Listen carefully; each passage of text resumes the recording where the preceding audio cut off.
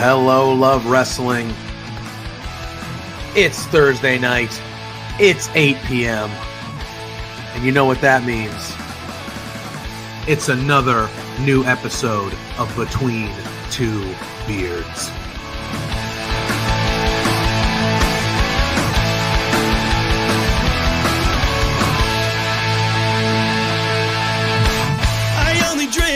Can we start off with the biggest news of the week? The Rats lost! But every night I'm making new best friends, and the only problem is we like having a good time. Forget yourself now. If you've got the budget, I've got the time.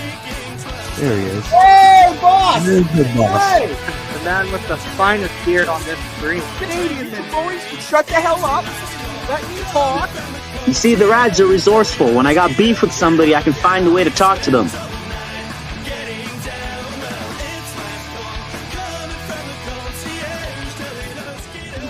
Listen between two beers. Getting down.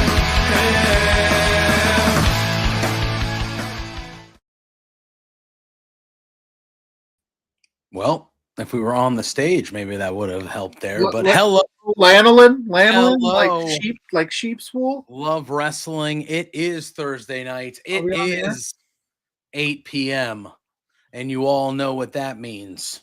It is time once again for another new episode of Between Two Beards, episode 221. Oh, someone's talking to Pluggo. Like they. I'll be right back. I'll be right back. What's going on? I don't know. Give me 1 second. I'll be right back. Oh, see. Pluggo had to go take care of business. Something was going on with Pluggo there. You see that? You see what happened there? This is now we have to wait in anticipation to see who in Pluggo's house doesn't respect the fact that every Thursday night at 8 p.m. he's busy. Incredible. The disrespect. Ryan, good to see you, friend. Hope you're well. EPW show, as always. Great to see you. Hope you guys are well. We're going to be talking some Karrion Kross this evening. We're going to be talking just WWE and just kind of what they've been up to and kind of what has come out over the last few days as far as a report goes and things of that nature. We're going to be, we're going to be diving into that for sure as well. I am eagerly awaiting what has taken Pluggo away from the show. Right at the beginning of the show, too. I wonder what it could be. You think someone's at the door? What do we think's going on right now? What do we think's going on? Scott, how we doing, my friend? Oh, who doesn't love a creamsicle, Zach? National Creamsicle Day? That's one of the better. No, what happened was when the intro was on. Oh, here he comes. Oh, he's going to be pissed. He's going to be pissed, guys. He's going to be so upset that people in his house disrespecting his time. It's not like we've been doing this for 4.5 years at the same time every week. It's not like anybody in the house would know. It was not internet. It was not internet issues, Scott. Someone took Pluggo away. I don't even know who it was. Yeah, there was issues I had to take care of. We're good. All I'll say is, I took care of it, but it's something that could have been taken care of. I'm like, you didn't need to call me for that. Disrespect is what it was. It's all good. What'd I miss? Nothing. I was all talking about what it could be. What could happen. I pooped myself. I got Ryan there. Ryan thought you might have pooped yourself. Scott thought you might have been having internet issues. Zach said it's National Creamsicle Day. Ooh, some creamsicle. Creamsicles are delicious. They're the best. Creamsicles are delicious. Did all But these, yeah, did all these fine folks hit the like button, subscribe, tell all their friends, share out I the mean, live? a few of them did. What's going on? New music. Ophelia, good to see you. Yeah, Zach, Dustin. Yeah, handling business, I guess. Nice. Yeah, trying, Yeah. multitasking. Yeah. Now, So I don't think that that's a real person. I got to get to the bottom of the Calliope. yeah. Oh, The Calliope, or whatever. However you say that name. I don't know if they're a real person or not, but there's two of us on this screen, so they can go fuck themselves either way. How about that? Oh, that's not very nice. They were on the stream with Mrs. Plungo for the Grey's Anatomy trivia because apparently What am I, chopped liver? that's one of the names of the people in Grey's Anatomy, and I said I don't think that's a real name. I'm obviously kidding, but what am I, chopped liver? It's two people on the screen. Yeah, You say what's up to both. They forgot. Yeah, I don't know. So I don't know that. But I appreciate you being here. But at one point, I was the only person on this dang screen at the start of the show. Scott said I was getting a quickie in. Now listen. Again, this is business that could have been taken care of at 10:02. I'm fast, but I ain't that fast. I'd be 10:02, man. Good cop, bad cop. That's right, Dustin. That's right. Oh, can I tell you? Lou is super mad at me. Yeah, because he's super mad. No, because I've had to buy him new flea and tick stuff. Yeah. And so I got home from work, and whenever get home from work, Lou's excited to see me. Hello, Maria. Lou's excited to see me, so he comes over for the pets. He's excited because he knows I'm going to give him a few treats. Like, he's excited. So I come home, forget that I got him treats, had to go back out, got him treats, and I was like, you know what? While I'm here, I need to get him flea and tick stuff. I haven't done it for a few months. It's the middle of the summer. I just want to be safe, blah, blah, blah. So I buy him flea and tick stuff. I give him some treats. He's having a good time. He comes over for some pets. As I'm opening the flea and tick stuff, I can tell he knows that something's up. So I hide it behind my back. I swoop him in. I give him some pets, and then I just kind of spread the hair on the shoulder blades and I just squeezed it in there like I'm supposed to do. And he has avoided me like the plague. Yeah. Since. Oh my God, walking around me in ways that he's never walked before, staring at me viciously from across the room. He is not happy with me. He just came in here just to eat some treats, and he didn't even acknowledge me. Just in, eating, out. Just not even, I'm not coming for pets. I'm not rubbing up against nothing. He's angry at me. Yeah, I mean, I would be too if you were trying to take care of my flea problem. Bro. It's for his own good. Maybe he likes the way it feels. Maybe he likes to scratch, I'm not going to kink shame King Lou here. Trying to save him, bro. You know what a tick can do to a cat? Not cool. No. Not cool. What's up, Fernando? What's going on? Justin's in the house. I don't know where you want to start tonight, Pluggo. I'm going to be honest with you. There is some outside of the ring stuff that we can dive into. There's a lot of outside of the ring stuff, man. I thought the inside the ring stuff on both shows this week was pretty good. I thought Dynamite was pretty good last night. I thought Raw was good at points, but But I don't know. I don't know where you want to start. I know obviously what's on the thumbnail is Karrion Kross and everything that's going on with him and Scarlett.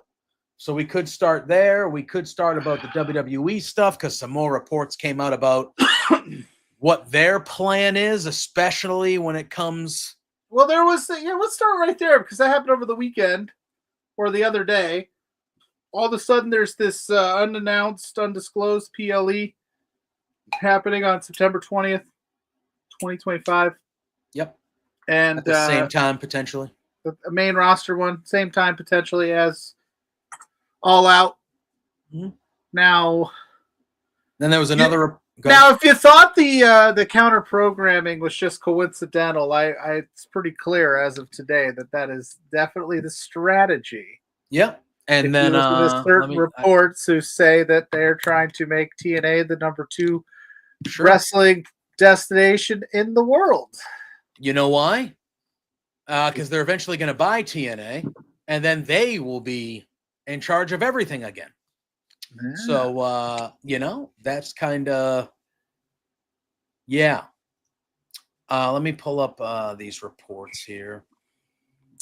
Boris, how are you? You're a my legend, friend? Boris. You're a legend. Boris Yeah, brought back the Dynamite watch along last night. Good for him. Hell's yeah to that. Yeah. Now, Go ahead. You go. now, while you look this up, I'll say this: counter programming is the name of the game in all walks of television. NBC counter programs. It's Thursday night lineup with stuff that they hope will beat CBS's Thursday night. It's part of it. But when it comes down to like professional wrestling, and again, we've talked about this for a while now, especially ever since AEW has become a thing, where it's like the WWE continually tells us that they don't view them as competition. They don't see it that way. They don't even worry about what happens over there on TNT and TBS. But it's every move that they've made over the last few months, especially if they care. They're watching. They're paying attention. They're trying to take care of it. Now, listen, I'm pro AEW. I'm pro all wrestling. I think more wrestling is good for the entirety of the sport. So I'm not going to sit here and act like AEW doesn't have its own set of like problems and maybe some creative issues for sure, but I don't think it does anybody good to put both of those shows on at the exact same time because you want to watch both. And Mrs. Pluggo's in the house, and listen, we're not going to do New Heights numbers. We're going to try. The only way we can do New Heights numbers is if we get Mrs. Pluggo on the screen because she does big numbers. She's a draw. You should see the Twitch after she was on it. And we would need to be Jason Kelsey and Travis Kelsey. And I do not want to be either of those gentlemen. I don't know, man. That was a really specifically fun, Travis. That was a really fun. I've been kind of like low key obsessed with there was a good time last night. I watched all the clips. I had a good time. Yeah, it looked like it was fine. That's fine. I don't have to like Travis at all. I think he's a fraud. And there's that part of it. And I actually do like Jason Kelsey. However, I vastly disrespect him a lot more because he dyed his hair and beard. Wussy. Fair enough. So I disrespect him. Back to the message at hand here. And I know that we grew up in the Monday Night Wars and WWE and WCW went head to head. And I guess in a weird way, they're trying to recreate that. But see, that's the thing. In a weird way, they're trying to. That's how they'll spin it. Like, oh, we did it back in the '90s for the Attitude Era, and we're going to recreate. They're trying to take eyeballs off of it. But here's the thing: I don't know what this PLE is going to be. Nobody knows. The rumor is it's Brock and Cena. I don't know if everybody's like super excited to see that. And then, even if you don't like AEW's weekly television program, which I could understand if you don't, their pay-per-views always hit. Like, it's very rare that I leave an AEW pay-per-view and go, that was bad. Like, it's usually like it mostly hits. So I don't know if it's going to really make this massive dent in it or not. I will say before you read this report, I think AEW does need to figure out how to get off of the PLE model, the pay-per-view model, because everyone else is. And they're going to be the last show in town charging $50 a month. Oh, I mean, WWE's about to charge 30. Right. No, but I'm saying it's not a PLE. It's not a pay-per-view. That's again, they're going to ESPN. They're not charging 30. ESPN's charging you 30. But my point is, and then the UFC just got bought out this week by not bought out the company, but all of the streaming service. It's going to go all on Paramount Plus, and it's going to be a part of the Paramount Plus package. It's not going to be you have to pay like you do on ESPN Plus. So I'm saying all of these other people are getting into that game. I think it's time for them to figure that out. But yeah, Affilia's in the house as well. What's up, Affiliate? Yeah, I mean, if I was so the report that came out today was that WWE are going to go heavy on counter programming AEW because they want to put AEW out of business by the time AEW's current TV deal with Warner Brothers would be up for renewal, which I believe is in 2028. I believe. So again, and we're still in 2025, so they have a long way to go. But to me, the way that I look at this is, I mean, to me, this just makes. And again, I know I'm not everybody, because the people that are WWE loyalists are like, yeah, and they're doing their WWE thing. That's just fucking, yeah. What do you want them in? This makes WWE look like a bunch of petty bitches to me. It's funny. It's bunch funny. Of petty bitches. We're not threatened. They're not. We don't view them as competition. We're not threatened by them. No, we're blah, blah, blah. Oh, you're not? Because it looks like they're all you fucking think about. Really? That's what it looks like to me, you bitches. That they're all you think about. So make it make sense to me. The IWC that says, like, oh, we don't view them as competition. They're not competition. And then they go, what, you guys don't want a little friendly competition? It's like, wait a minute. Make it make sense on that end. Yeah, and here's the thing, like, by 2028, the whole landscape could change. A lot could happen. Tony Khan is, this is his money. He's going to do this until he doesn't want to anymore, because it's his money. But by that, it's worth $2.1 billion the last time they were evaluated as a company. That's not too shabby for not competition. So somebody will buy it. And let's be completely upfront here. Let's be completely honest. And I'm going to say it. TNA has not always been hitting the way it's hitting now, right? It had some years. It had some We're on the Great Outdoors channel years. You know what I'm saying? Yep. Like, somebody, because live programming is still important in the landscape of TV, streaming, whatever it means, you need to get people to your service. Somebody would pick up AEW. As long as Tony Khan wants to keep on putting money into it and keep on putting it out, it's going to stay. They're not going to run it out of business. Ted Turner back in the day decided, hey, I'm tired. And AOL Warner decided, I'm tired of pumping money into this thing to get my ass kicked every week by Raw, even though they did have a stretch where they won. So then that AOL Warner, when they merged, didn't view wrestling as an important commodity. That's changed these days. I don't think it's going to be. And Ryan saying he doesn't think TNA is hitting as hard as they think. That could be too. I don't actually see TNA viewership numbers very often. I rarely look at the AEW ones unless it's like an anomaly week that I'm curious as to like last week. I was curious, would they get more viewers because of what happened on SummerSlam, and they stayed about the same, a little higher. I don't know. Yeah, I mean, you get that, and then there was another report that WWE would like TNA to have, that TNA potentially is looking into moving their main show to Wednesday nights at 8:00 on a WWE affiliated network. And I'm just like, all right, like, again, my thought process is WWE's mindset is, we want to be the only wrestling company in town like we were before now. So again, when I see that apple doesn't fall far from the tree there, does it?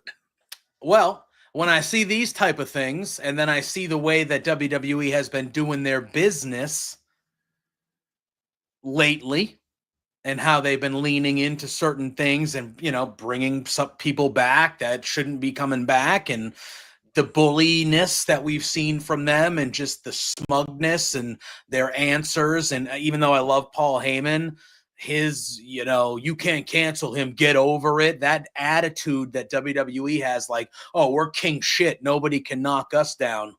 We can do whatever we want. We're fucking WWE. I do not like it. Yeah. I do not like it, and it's pissing me off. And it just goes to show me, that they don't really give a shit about wrestling fans. No, they don't. It's about making money. But that's the landscape of the world right now. We're going back into this, we talked about it a little bit last week with all the mergers and all the Disney Pluses and the Hulus buying up Hulu and ESPN, and now it's just under the Disney umbrella. Like, everything has become like, we need to get the whole pie. But I don't understand that mindset. Like, I think it was Maria that said there's plenty of room for every company to eat. Yeah, I think there is. Yeah, you need to make money and you want to beat the other guy, but WWE doing its 3 million viewers for Raw, and then AEW getting its 700, 750, whatever it may be, the number with HBO Max and all that stuff. Are you going to gain 750 more viewers if AEW shut down and didn't run on Wednesday? I don't think so, because I don't think it is a different audience. There are people that watch both, like us. We watch both. I'm happy with all three companies, TNA, WWE. I love watching all wrestling, but I don't think like, oh shoot, I don't think that would happen. I think it's just kind of that mindset of like, we got to make as much money as possible because we just merged this thing for $21 billion or whatever the hell it was, $7 billion, whatever the number was when they merged. Yeah, I just, and like when I hear verbiage like that, where like they want to put them out of business or they don't want them to even get another offer from Warner Brothers on the next time, and it's like, okay, so you want to put another company out of business that is an avenue for the people that you fucking fire every year to go make a living. You want to put that out of business. So again, like when I look at how this affects the landscape and the mentality more so affects the landscape, it comes off as very icky to me and it pisses me off because you let go people while you employ a potential sexual predator for 2 years sitting on his ass, paying him every month, when you let people like Dakota Kai go and you let other people go multiple times a year, these talented people who actually would bring worth to your company, you let them go. And now Karrion Kross, which we're going to talk about, whether that's real or not, they potentially let him go. Some guy that was genuinely getting over with the crowd. You let him go. But now you want to put a potential obviously it won't happen now, like as in tomorrow, but you're trying to put a potential place where he could go make money and make a living out of business. How does that help the wrestling landscape? How does that help professional wrestling as a whole? It doesn't. Well, they're trying to get back to the old school days when they could go, we're going to sign so-and-so for 5 years and they have nowhere else to go. So you're stuck with us and then we'll shelve you. And it's not good for wrestlers. It's not a great thing for wrestlers. And, Fernando's not wrong. Even, we sat here last week and we felt crummy about what happened and we still watched. People are still going to watch. And I know I don't know how if you like wrestling again, and Becky Lynch, I don't think she had anything to do with what happened. Right. So like, why, that's where I go. Like, it's like, I'm not mad at the performers. The business practices are, a problem, but like, I'm not mad at the performers, but the only way to get through to WWE is the bottom line. And that's to lose money. And I don't think that's ever, they're printing money hand over fist. I don't think there's ever going to happen. Okay. And that again upsets me as well because they're making the most money they've ever made. They're charging the most outrageous prices they've ever charged. They're talking about record gates and all this. Why do you have to bully another company off the fucking planet? Why can't you just be happy making the most money you've ever made and do your thing and let them allegedly? Yeah. Yeah. Why are you making me, a wrestling fan who still supports your basically shitty company? You're making me make decisions about having to watch one over the other, which, newsflash, I'm not watching yours first, Paul. I'm not watching yours first. So, I'll still watch it because I am part of the problem, and I fully admit I am part of the problem. But there's also another. Why are you creating? If you love your fans and you love wrestling fans and this and that, like Triple H says all the time, why are you making it difficult for wrestling fans? I think Ophelia said it earlier. I wish they put this much energy into making their weekly shows better because they've sucked for 4 months, Paul. Yeah, I'm not sure what the numbers are, how it works, how it's structured. So TKO owns the WWE. So, but I keep seeing numbers that TKO is the one that's in deficit. WWE is the one turning profits. So maybe TKO is going like, we got to do whatever we can, and there's nothing you can do about it because we own you now.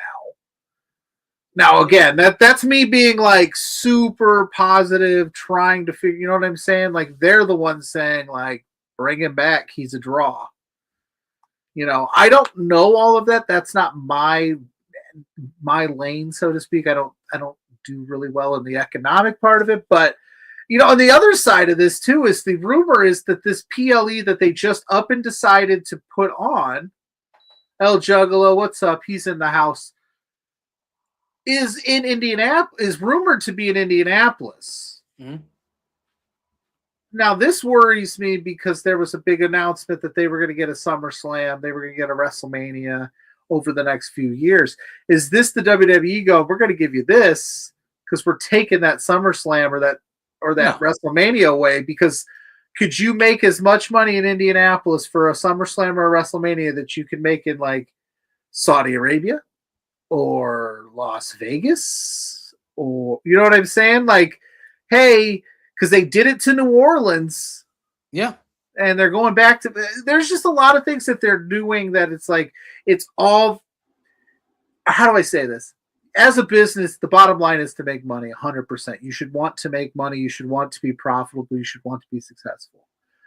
But do it in a way that doesn't make me feel like that's all you're trying to do, right? Like, I want you to make, like, don't make it, feel so money grubby and hungry, like everything's getting raised, everything's getting moved. We went down the list of what you need to watch the shows now.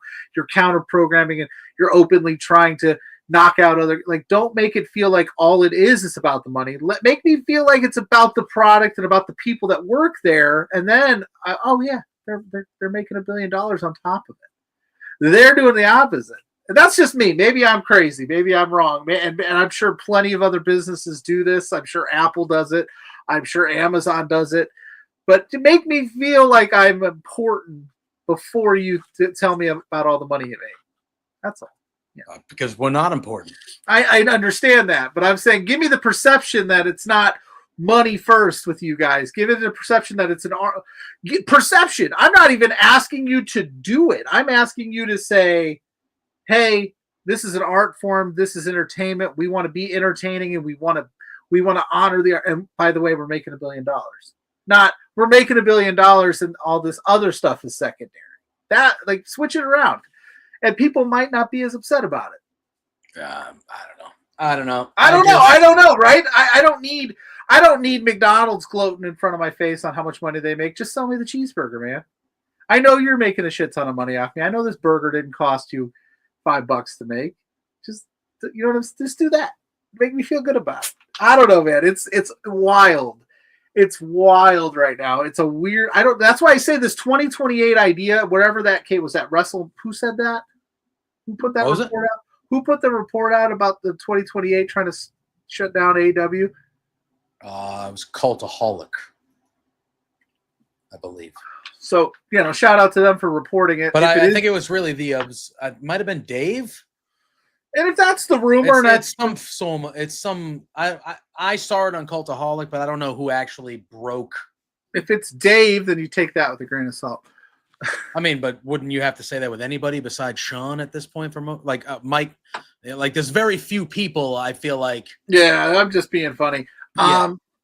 But again, the landscape could change in 2028. Like, who knows what's going to be the wave of the future? Where all this, mergers and taking pieces and everything's going to fall into place. And what if one of these companies folds? Like, that's a lot of money. Like, for instance, like Paramount Plus just gave $1 billion to the UFC for pay-per-view rights for the next 5 years. That's a lot of money. And I got to be honest with you, if you're talking television subscriptions, right? How long until you get to Paramount do you go, well, I got to have Netflix, I got to have Disney, Hulu, I got to have HBO, I got to have ESPN. Paramount's not really on the higher tier for me, but no, it's not. You know what I'm saying? So hopefully that move pans out for him. This ESPN app, you know how many times ESPN has announced, now this seems like it's a no-brainer, but they've announced things. Like, remember back in the day, ESPN was like, we're going to have our own phone that gives you score alerts and updates on this phone. That flopped. Really? Yeah. Look it up. I don't remember that at all. Yeah, it was like a cell phone. and it was like an ESPN cell phone, and you'd get, score alerts set to the phone, blah, blah, blah. And that flopped. What if this ESPN deal doesn't pan out over the next couple of years? And they're like, this app is trash. It doesn't work. It's not great. I don't think it could happen, but things happen. And they go, you know what? Or they realize, hey, these WWE PLEs aren't really bringing the numbers that we thought they were going to bring to help us get subscriptions. We didn't get all of those Peacock subscribers over here. Mm-hmm. And they go, we're just going to, because trust me, anybody can get out of any deal in this day and age. I'm sure there's an out clause in these things. So I don't know. We'll see. We have free burgers for everyone in Milwaukee this weekend for the Brewers. You know what, Scott? Don't bring that in my chat. Oh yeah, I was gonna say you're a Cubs guy, and the Brewers all of a sudden, listen. I was talking about this. They're pretty good, huh? I was talking about this with my buddy the other day. We're big Cubs fans, and he sent me like the graph of like the luckiest team in baseball win wise over. No, listen. It was just more of like projected to lose that game or was not favored in that game and won it anyway. And the Brewers have astronomically exceeded that by like 10 games over the next closest team. And I was like, go figure. It's a year that we have like an MVP candidate. We're cooking a little bit. And then the Brewers just come out of fucking nowhere, man. And just are like the best team in baseball. It's like, what? They won 11 games. And then 2 weeks later, they win 12 in a row. Yeah, they're like they're insane. Yeah, they've had 4 10-game win streaks this year. That's never happened. That's what I mean. I'm not discounting them and saying like they're a bad team and they're just getting lucky. I'm just saying I don't think anybody at the beginning of the year was like the Milwaukee Brewers best team in baseball. So yeah, it's pretty wild. Yeah, Scott. I know we were talking about burgers, but you had to bring up the Milwaukee Brewers. Go Cubs, go! Although I will say those Brewer City Connect jerseys are sick, dude. I have. I'm sure I've seen them, but I don't. They're like baby blue with like. Oh, and that's like Brew City, right? Doesn't yeah, it say like those. Brew City. Yeah, those are pretty slick. The Red Sox ones this year are just the green ones. Yeah. They're just spectacular. So I need to get a Red Sox green. I need to get a Red Sox hat for my trip. Yeah, I mean, it's a shame it's in October because otherwise I'd be like, we should go. You have to go to Fenway. Clearly, now. They could make playoffs. If they make a run, the potential maybe. But yeah, Fenway Park is a must, man. It's a must. Dustin asking, does Peacock have a good selection of the back catalog? They have everything. They got everything. I just don't like the way that it's not like the network. The WWE network was beautiful, was perfect. The way that Peacock does it is they break it down by like seasons. So it's like season 22 of SummerSlam. Yeah. And then it's just not, it's not all like, it's a pain in the butt a little bit, but it does have everything. And then, speaking of which. Well, there's one more report with this WWE crap that we have to talk about. Wrestling Observer, which that's Dave, right? Dave, yeah. So take it for what it's worth. I was just pulling a Bischoff, just being a dick for a second. But I'm sure Dave knows more than I do. That's 100%. So this was tweeted last night. I don't know if this could be fake. I don't know. I didn't hear anybody deny it, but I haven't heard like a full-on whatever. But according to Wrestling Observer Live, they said that originally John Cena's final match was going to be planned for early to mid-December at Saturday night's main event in Boston, we were going to assume. Yeah. But there is now a discussion, at least, that date may be moved to go head-to-head with AEW World's End at the end of the month in December 27th. So, if that does come to fruition, that would be the thing that would piss me off more. I would be like, "You're out at that point." I wouldn't be out. Well, maybe I would, but you're going to make me choose between. Yeah, Mike Johnson's good. I like Mike Johnson. You're going to make me choose between your AEW's pay-per-view. It's been booked for months and months and months, and John Cena's last match ever. And you're not going to have that match in Boston, which is his booked home state for his whole career, where it should be. And hear me out. Like, again, when I say petty bitches, this is what I talk about. That one feels weird to me. The all-out one, okay, whatever. But wouldn't you want as WWE? You did this entire John Cena retirement tour, which, mind you, has made very little sense throughout the whole year. Mm-hmm.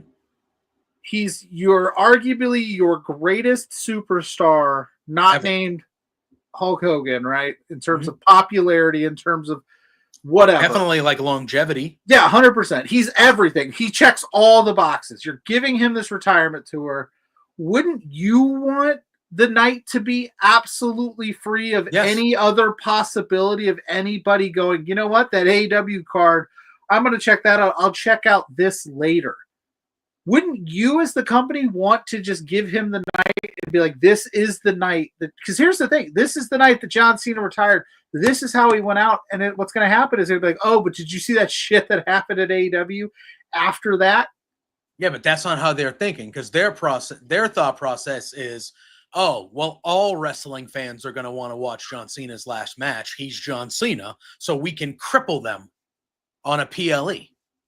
But that's how their mentality is now. But that's the thing. AEW people are going to go with the AEW. I think of all things, if anything, I agree with you. The diehard AEW people aren't going to watch that. Yeah. But if there's any people that watch both or sway back and forth, I feel like there's a good chance that the majority of those people would say, it's John Cena's last match. How can I not watch this? It's John Cena's last match. I'm going to put I'm going to put you on the spot because I haven't even thought about it. So maybe we can workshop it. I will not. I would watch World's End. And maybe in the chat, feel free to chime in if you guys have any suggestions. What match could AEW book at World's End that would make you go, I'll catch Cena's final match later? I mean, they could book a lot. Like what match? What match would you? What match? Swerve and Hangman. Swerve and Hangman 3? Is that 3, right? Or would that be the world title? You give me Swerve and Hangman, I'm good. I'm good. You want to run back? I mean, they could put on a bunch of matches that I would definitely be okay with. But Swerve and Hangman would be one that I would be very, very okay with. Yeah. Yeah. Okay. If they were to make this move, I will be furious. Yeah. I will be furious for multiple reasons. You're going to take that away from me in Boston. You're going to take that away from me. Ospreay Omega. That'd be another good one if they wanted to run that back. Yeah, they're going to take it away from you, and I know that you've been excited. They're going to take it away from me. And Bull's been getting good stuff lately, man. Yeah. And I'm with Scott. At this point, and I'm not even talking about just because I don't like what they've been doing. I'm talking about the product. At this point, I'm watching anything AEW has over WWE if they're head-to-head. Anything. Main roster.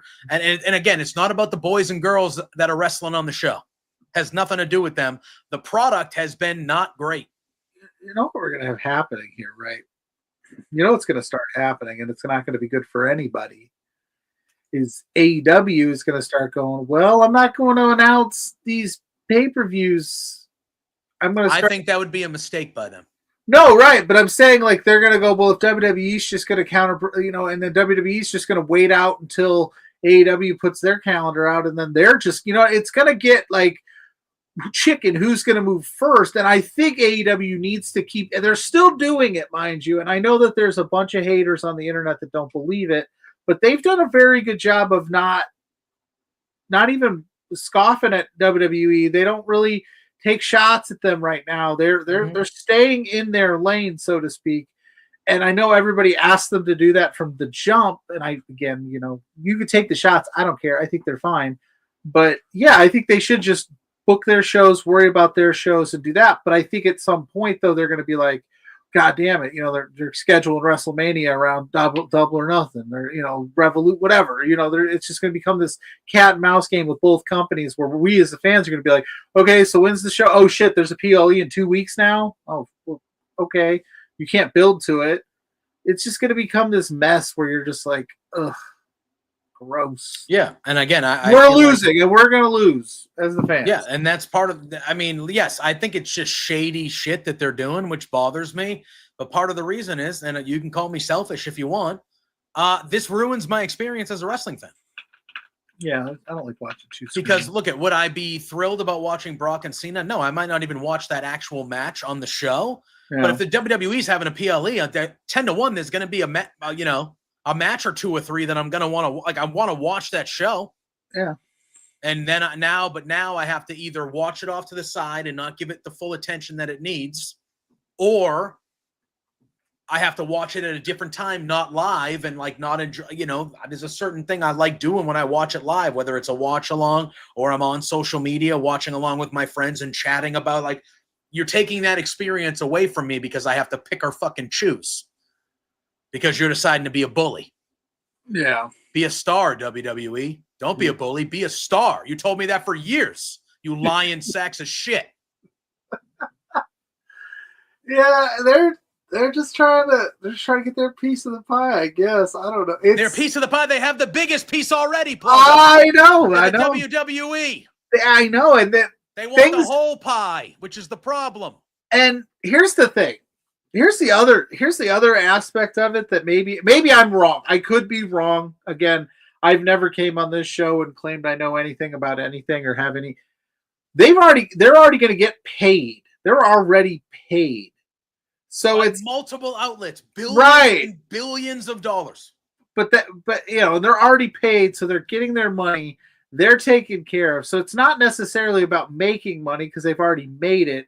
Now they just have to do enough to get that next deal in 5 years. Listen, but what they'll do is they'll do that thing where they kind of and then all of a sudden they ramp it up. It's not just about money though when it comes. And again, I'm viewing them like I. Is that how it works? It's about power. It's not about money. They want to be the only game in town. They want to control how wrestlers get. That's all this is. It's the same as any high up businessman, any high up politician. It's America, baby.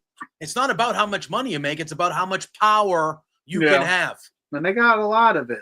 And they have the most already, and they got all the money. Grab the rest of it. Yeah, they got all the money. They got all the power. They got all the name value. They got it all. It's unnecessary. And on top of that, they're bringing back people that they shouldn't be bringing back. Yeah. Sounds like you're getting close, brother. I'm not close. I don't blame you. Trust me. I don't. It don't feel great. It doesn't feel great. The thing that is where I'm at and why I'm mentally having an issue with it is, how do I feel the worst about being a fan of WWE right now when this company was run by Vincent fucking McMahon? How do I feel worse now in current times? That's true. About being a WWE fan than I did when that company was run by that guy for 40 years. Yeah. How do I feel worse right now in this moment? Because I told you, they're not. It is insane to me. They're not making us feel like we're the important part of the. And that is what is messing with my brain. It's not us, the fans, that are keeping them going. It's crazy to me. They need us. That is how I feel. They need us, though. Yeah, but like Fernando said earlier, they know they have us. We've been 2 weeks straight here. We've been sitting here bitching about WWE. Guess what? I'm trying to still go to SmackDown in Boston tomorrow. Yeah. I am part of the problem. And I know this. Yeah, it's tough. You know what I mean? But it's just again, I understand from a business standpoint, you want to be the top.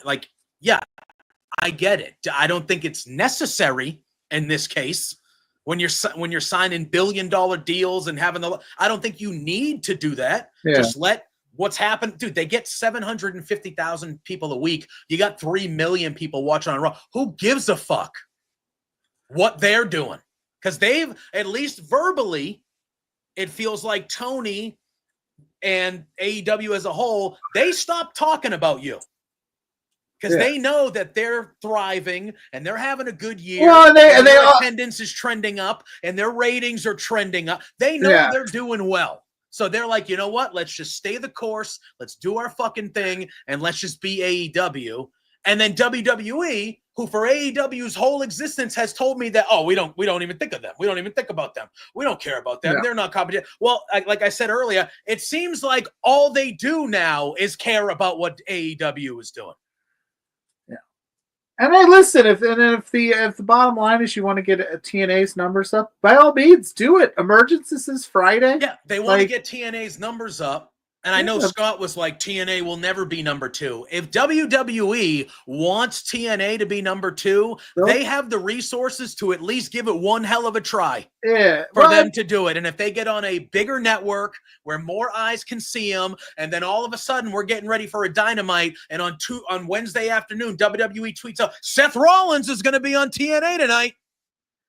And everyone's like, holy shit, Seth Rollins is going to be on TNA. Everybody wouldn't watch us. And then, I got to go see Seth Rollins on TNA. We'd probably do like a watch along. Yeah.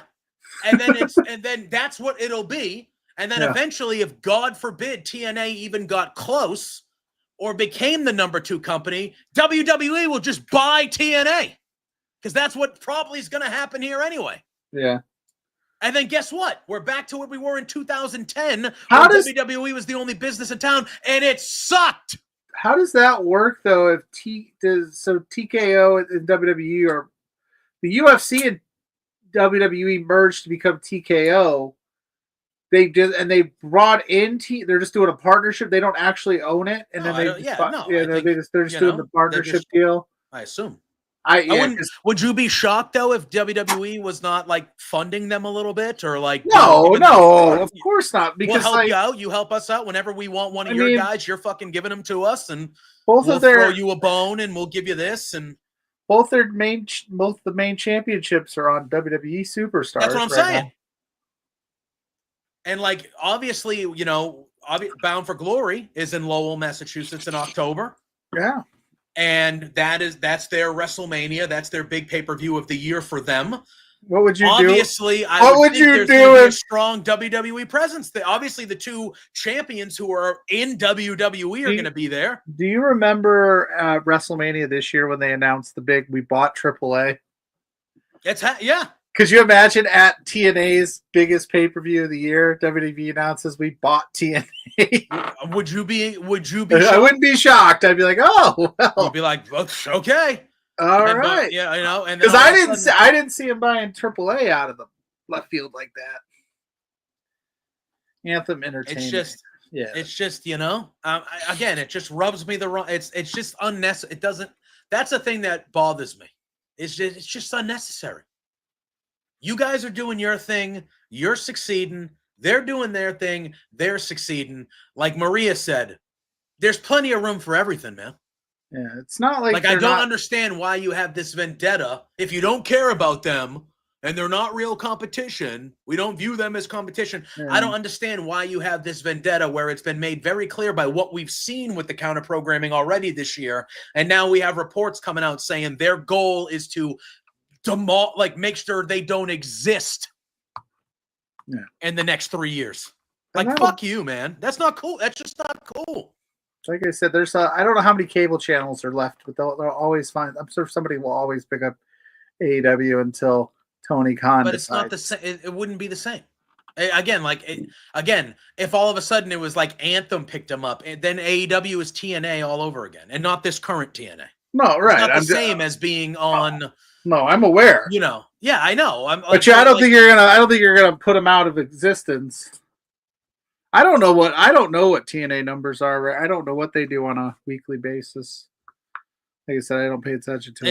And Drew, who just popped in the chat, hi buddy, hope you're doing well. He's probably not wrong, because I do think that is something we are gonna see them try to do soon. Everything's by design over there. I think that these reports that are coming out are also, I think that is part of it as well, as they are coming out very much on purpose, because we are talking about this and not talking about the fact that Brock Lesnar is still back, and they just announced that he's going to be on, not tomorrow, thank God, in Boston, because Boston's one city would boo the fuck out of him. But he's going to be on SmackDown next week and the week after. Yeah. Leading up to a potential PLE. Correct. That's on the 20th. Correct.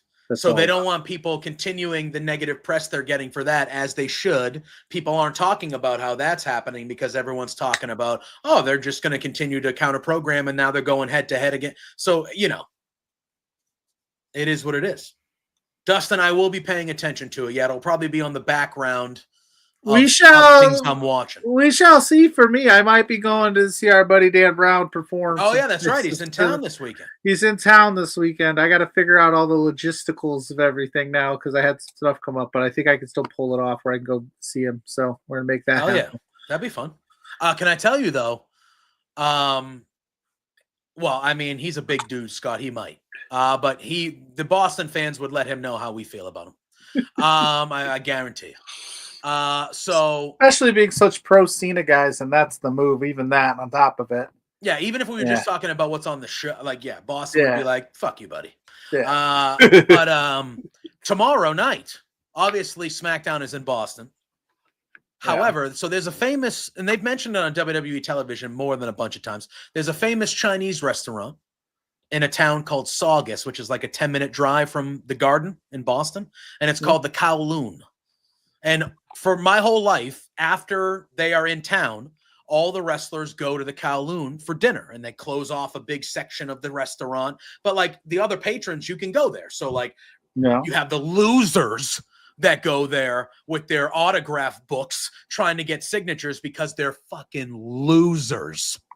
And then you have the normal people who just go to maybe see somebody and wave or get a handshake. Or I feel like those are normal fans as opposed to the guys that look like they just crawled out of the bushes. Yeah. With blah blah blah. And the Kowloon is huge. It's like Is that where Adam Cole and MJF went when they were besties? Yes. Okay. Yes. Okay. So the Kowloon is a very famous Chinese restaurant in Massachusetts. It's huge. There's a huge waterfall in it with like a ship. It's just like this. Maybe we'll go there and we'll get some food because it's regular Chinese food, so it's relatively it's not crazy expensive. But it's awesome. Tomorrow night, not only do I expect the WWE wrestlers to go there after SmackDown, going live at 10:30 at night, Ron Killings is performing there. Like I think he's performing rap, like a hip hop show. At the Chinese restaurant? Yeah, because upstairs they have a comedy. Oh yeah, dude. And I'm almost like, should I just buy a ticket just to go see Ron Killings and just go see? I don't know how much they are. I haven't looked into it, but I doubt it's sold. Although it might have sold out already. I wouldn't be shocked if you're Ron if you're watching. But I was like, oh, I drove because when I have to go to Boston for work some days, and today was one of them. It takes me down the main road through Saugus because the highway is just murderous with traffic. And so I've been driving by the Kowloon every day, and I saw today, it said August 15th, Ron Killings, Our Truth of WWE, 10:30 p.m. rap concert. And I was like, oh shit, should I go? I almost pulled in just to go get a ticket. But I didn't, and I knew I would have bought half the menu. So I mean, nothing wrong with that. That sounds like a good time. Yeah. Ron they Killings. have and they serve everything. They do sushi, they do regular Chinese, they have Japanese, they serve everything. Pad Thai, you can get whatever you want there. And they have one of their famous appetizers. It's called the Saugus Wings. And it's basically like a Chinese chicken wing that you would be used to having, like if you order chicken wings, but it's like it's marinated or just smothered in this sauce. And I can't even explain the sauce. It's like a spicy, sweet soy sauce, but it's not. I can't explain it, but it is one of the most delicious sauces of all time. And if you run into anybody around here and you tell them you're going to the Kowloon, they'll be like, Saugus Wings, got to get the Saugus Wings. Hell yeah. Got to get the tremendous. Mouth is watering. Anyway, that was the food minute here. But no, one time, and he just announced his retirement, but one time because again, when I used to go to the TV shows, we would go to the Kowloon after and we would order food, and that would be like kind of our meal before the drive home. And we would see if we could, mingle. We were always cool and like chill. We weren't I'm not joking when I say this. We would be like on the side getting takeout or like eating or something like that. And a wrestler would come from they'd come over and they were very gracious. They'd give you a handshake. They'd even talk to you for a minute or two if they knew you were chill and cool. And you would see people like far away, like notice and be like, guys, I remember vividly one time, like Mark Henry walked by, and Mark Henry might've been one of the nicest in the moment.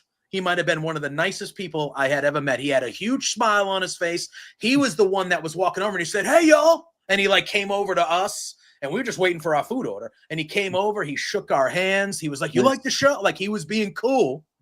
And then some loser from way on the other side of the parking lot saw, and he was like, "Oh, Mark Henry, Mark!" And then you just see these bums start sprinting. And Mark Henry looked at us and he was like, "Well, gotta go." And he just booked it into the restaurant. And I'm just sitting there like, you are older than me, you losers.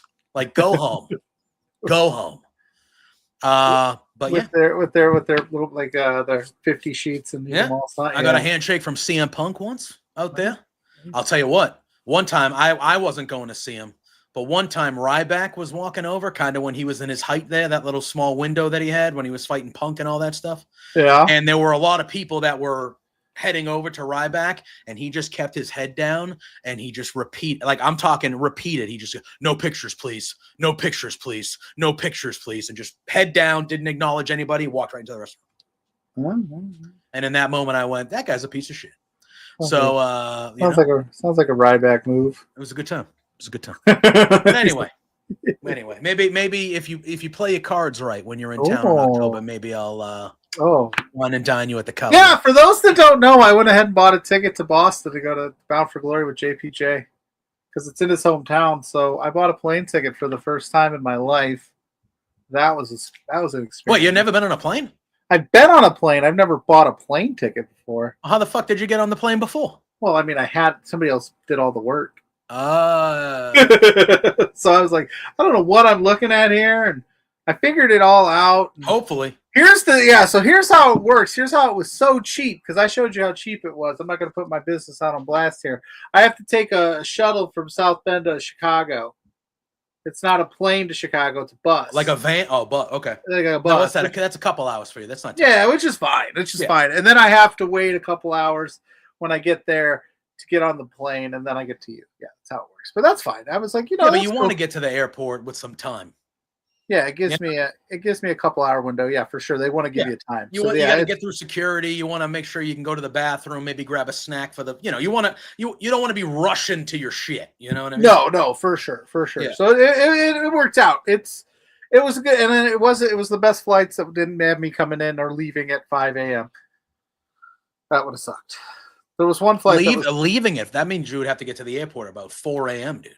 Yeah, I know. So I didn't take that. I didn't take that flight. I took the next every one day for me. That's how I wake up. That's when I wake up every day. I took the 8 a.m. I took the 8 a.m. on Monday. That's not bad. I could do that. That's not. Yeah. Bad. Well, that's when you're leaving at 8. Your flight leaving is at 8 a.m. Yeah, so I have to get. So what do you have to? You're gonna have to schedule an early Uber. Oh, I probably could drive you. We'll figure it out. Yeah, either schedule an early. Make my ass wake up early after the night of a pay-per-view. You son of a b. It was either that or spend hundreds of more dollars, or or stay longer. Stay longer, bro. Fuck it. Where you gotta be? You only got kids and a family. Who cares? True. School's only starting next week. Yeah, fuck it. You can leave on Tuesday. It'll be much cheaper to leave on Tuesday than a Monday, I guarantee you. No, it was actually about the same. Really? Yeah, it was about the same to leave on Tuesday. So wow, we'll figure it out. I still got a little time to mess around with it. Yeah, Scott is saying, remember Margaret Cho? Remember the comedian Margaret Cho? Vaguely, yeah. He saw her at the Kowloon Comedy. You know who I saw upstairs at the Kowloon Comedy? I saw, God rest his soul, I saw Bob Saget up there live. Good old Danny Tanner. Filthy comedian. I don't know if you ever saw her stand-up, but he filthy. Dirty. The things he was saying up there. That's what worked for him, because he was squeaky clean. I know, because he was Danny Tanner. Squeaky clean Danny Tanner. And then he'd be on stage and he would be saying some, let me tell you. I saw Pauly Shore up there. I saw Pauly Shore one time in my hometown. I remember it vaguely. He was somebody was like, "Do you want to go see Pauly Shore?" And I was like, "Sure, yeah, why not, dude?" Yeah. I just remember him talking shit to my table. I saw Jim Gaffigan. You know Jim Gaffigan, the comedian, Hot Pockets, that guy. Yeah, Hot Pockets. Yeah, I saw him up there. I saw Mick Foley's one-man show a few times up there. He goes up there quite often. So I've seen that. We do what we gotta. Hell yeah. School starts too early. Like, you mean like too early in the month of August? You mean like too early in the day? Too early. Some people have already been back. Some people went back. That's ridiculous. Some people went back the last week of July. Okay, well, first of all, what cities are those? Because the people in charge should be put in jail. Yeah, it's July. Yeah. That's ridiculous. Yeah. That's how ridiculous. Some schools around here have already started. My kid's school doesn't start till next week, though. Next week is still too early. I agree. That's absurd. Michigan was better. They would start after Labor Day. That's when But they've started starting the last week of August now too. That's all right. They're gonna have nothing to teach them soon enough because they're whatever. I don't want to get into it, but yeah. But yeah, good. Speaking of nothing to do, Karrion Kross. Yeah. Is it a work? Is it a shoot? Listen, I don't care what it is because at the end of the day, I like Karrion Kross. So I'm excited for whatever happens next. Do you think he's working us? Now, people are like, he said yesterday at Arrow Hawani, it's not a work. This is me talking. But who? But he also. But how many times did CM Punk on camera go, this is Phil Brooks talking? Like that. So for me, the only thing that makes me think it's not a work is that they set up a pro wrestling tees shop. Yeah, because I feel like even if they were portraying it that it was a work, WWE is so money hungry right now that they would not have let them. They would have said, nope, you are not making any money without us having an inkling of it. You're not telling me they couldn't have said, all right, set this pro wrestling tee shop up for, let's say, a week and then give us a percentage? Maybe. But I don't think they would have. I think that they would want that to go through them. The only reason is because of how money hungry they are. But I don't think Karrion Kross and Scarlett Bordeaux T-shirts are a drop in the bucket. I mean, I don't think. They were selling a good amount of WWE when they had them up there. That's WWE again. Once you leave the Fed, nobody likes you anymore. I don't know. I feel like Karrion's still getting the love. Right? Have you ever noticed that? When you leave the Fed, all of a sudden you're not a good wrestler anymore. Like John Moxley, all of a sudden is not good at wrestling because he's not in WWE anymore. It's Dean Ambrose. Yeah. It's like, yeah, okay. Swerve Strickland's garbage now because he's not, in NXT anymore. Yeah, but those are the same people that were calling everybody pussies last week because they were upset that Brock Lesnar came back. Right. Now, okay. Those people can go somewhere where they know they can go. Now, do I believe that Karrion Kross is working us? No, I do not. I don't either. I do think it's real, but I will say this. Again, I keep coming back to this, like, this would be something that they've never done before, and people would be like, holy shit. And now, remember what happened with R-Truth? They told us that was they sure fucking forgot about that after 2 weeks, huh? Yeah, he was back last week, though, because his childhood best friend. By the way, internet, R-Truth calls John Cena his childhood best friend. It's clearly a joke. I don't need you commenting on the posts that I make going, that R-Truth's older than John Cena. Yeah, it's part of the show, guys. Anyway, where was it going with this? Yeah, they did it with R-Truth, and then R-Truth, they said that they were working us the whole time. I don't think they were. Now, again, this would be an exception. Drew's right. Pro Wrestling Tees is AEW shirt source, so I don't think they'd let that happen. Here's the thing, and I know we talked about it earlier, and I know we said AEW has stayed in their lane, and they've done AEW things, and they haven't. If you're not telling me that I would have called Karrion Kross immediately, had him show up on Dynamite last night. Well, he was asked in that interview. Yeah, I would have been like, what's the number? At least to just get you to show up. I am of the belief that if Karrion Kross went to AEW, he would be working his way to the top of the card rather quickly.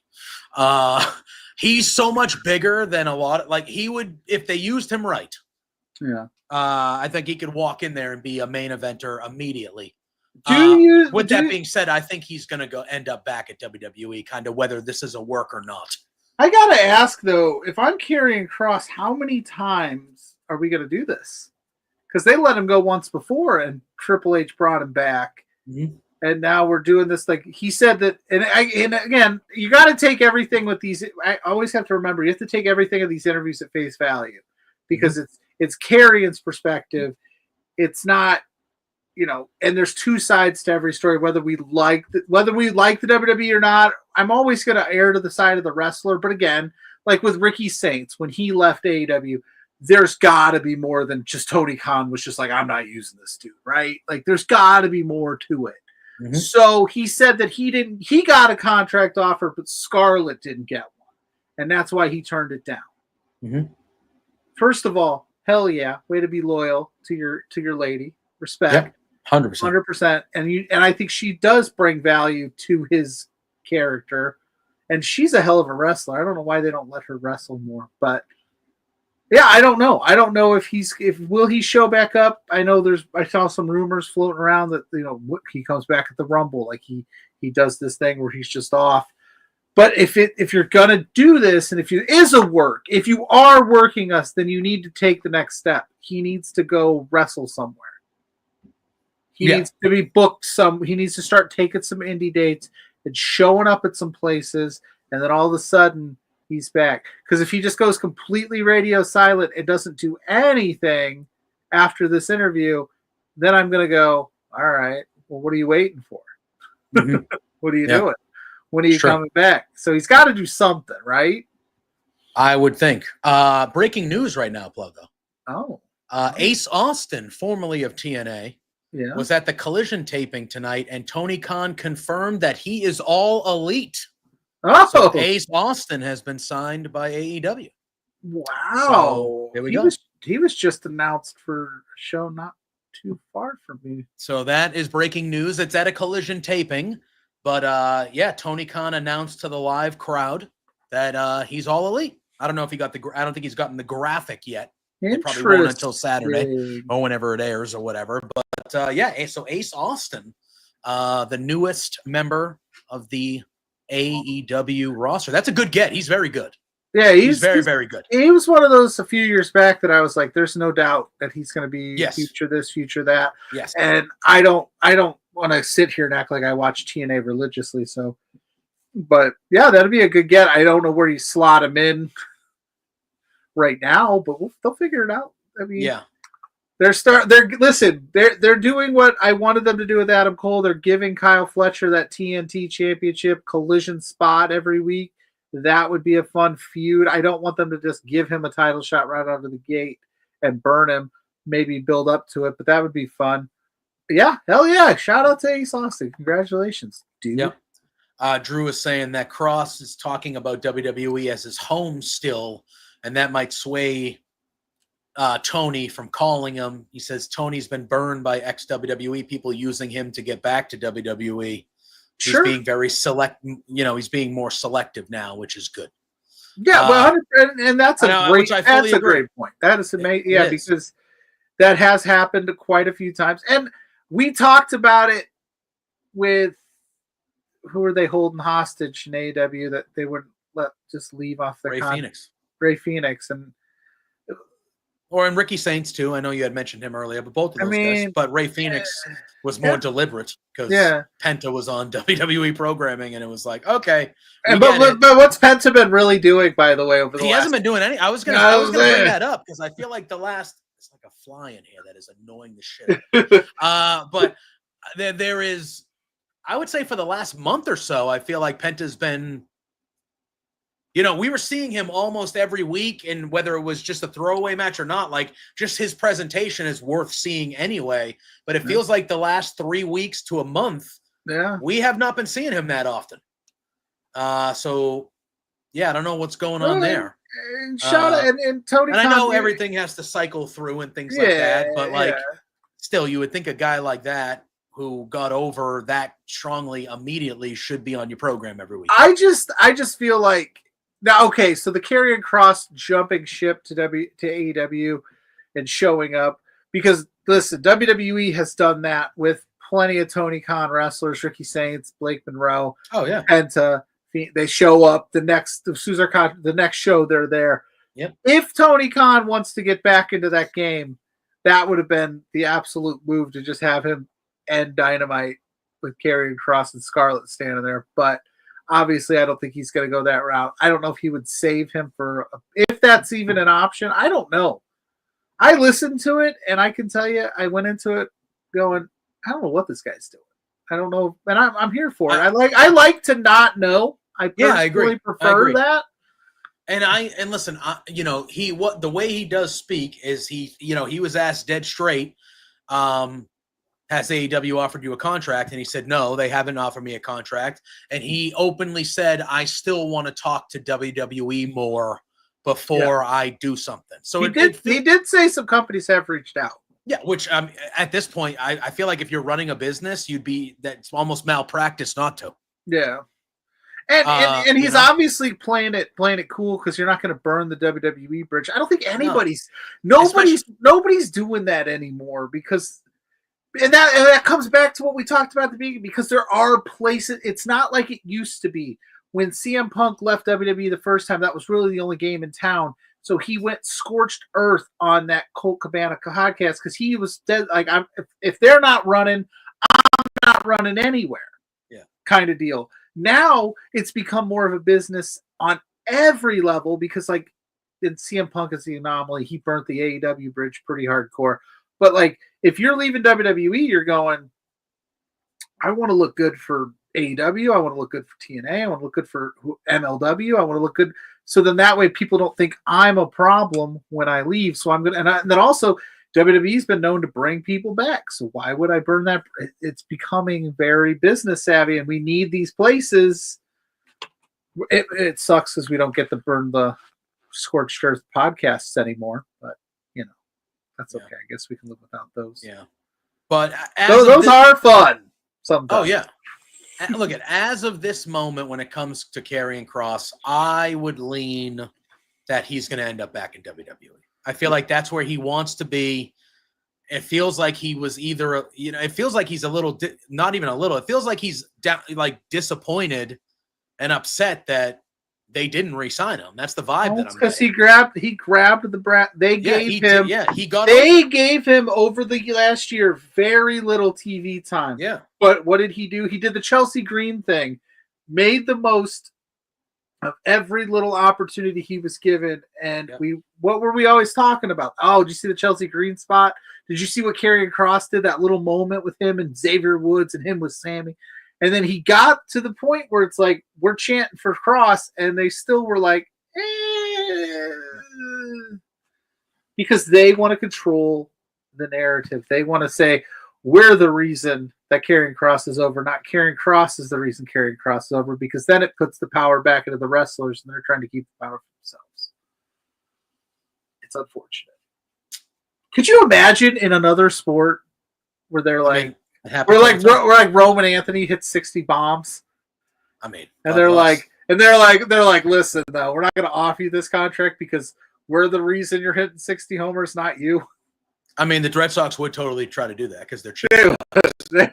Tom Brady, the Patriots would absolutely try to do that because they're cheap Sox. Maybe Boston's a terrible analogy. We are as successful as the last 20 out of 25 years were for this area. That does not mean that the owners of this area are good owners, because most of them are shitbags.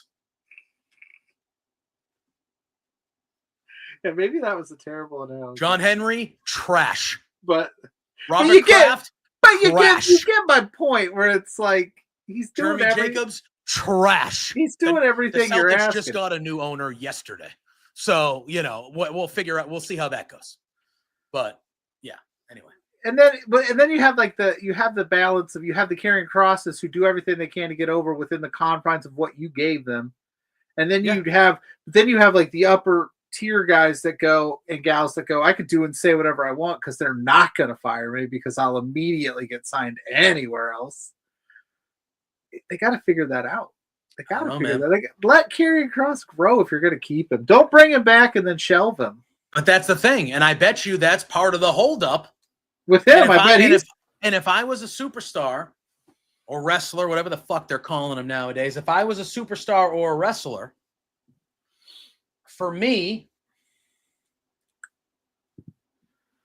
if I was having contracts, I would say I need to know where it would be more than just me resigning. Like if I'm Karrion Kross, and I'm like, hey, the last year you gave me this and I built it to this. And then I started getting more in my contract. Yes, obviously the years and the money matter, but I would need to know, like, I am not re-signing for you not to use me. Yeah. I am not re-signing for you just to re-sign me for me to not continue the trend that my character and what I was building was doing. And I would make it a point that those type of discussions were happening in my re-signing, because we've seen both companies have done this, but we have seen WWE sign somebody just so they don't go somewhere else rather than signing them because they want them on their programming. Yeah. And I'm sure if I was Karrion Kross, I would be like, I need parameters. I need to know what the fuck is going to be going on. But then the WWE's going, I don't think so, my guy, because and I think that could be part of why. I don't think this is just a money thing. I really don't when it comes to Kross. He doesn't strike me as the type of guy where money is the only factor. I think he wants not creative control, but he wants to know the direction of what will happen. I feel like he's that type of guy. With the stories he tells and the way he does things, I feel like that is going to be important to him. And I don't think WWE would ever, like you said, they're going to be like, yeah, no, buddy, you don't dictate what happens. we can make 15 Karrion Krosses. Correct. Because it's tough. It is an art form. These are artists. These are people that have creative ideas. I don't think you get into professional wrestling purely to wrestle. I think there's an expression and a creativeness to it. Again, I've never wrestled, so I don't know, but I can tell you, like, that's my thing of it. And I think, I don't know what Karrion Kross draws anywhere else. I don't know if he would move the needle anywhere else. But I know right now he's hot, and he's probably digging his heels and saying, like you said, going, I'm good. Give me this, or I'm okay with figuring it out. Yeah. Because he's done it before. Yeah.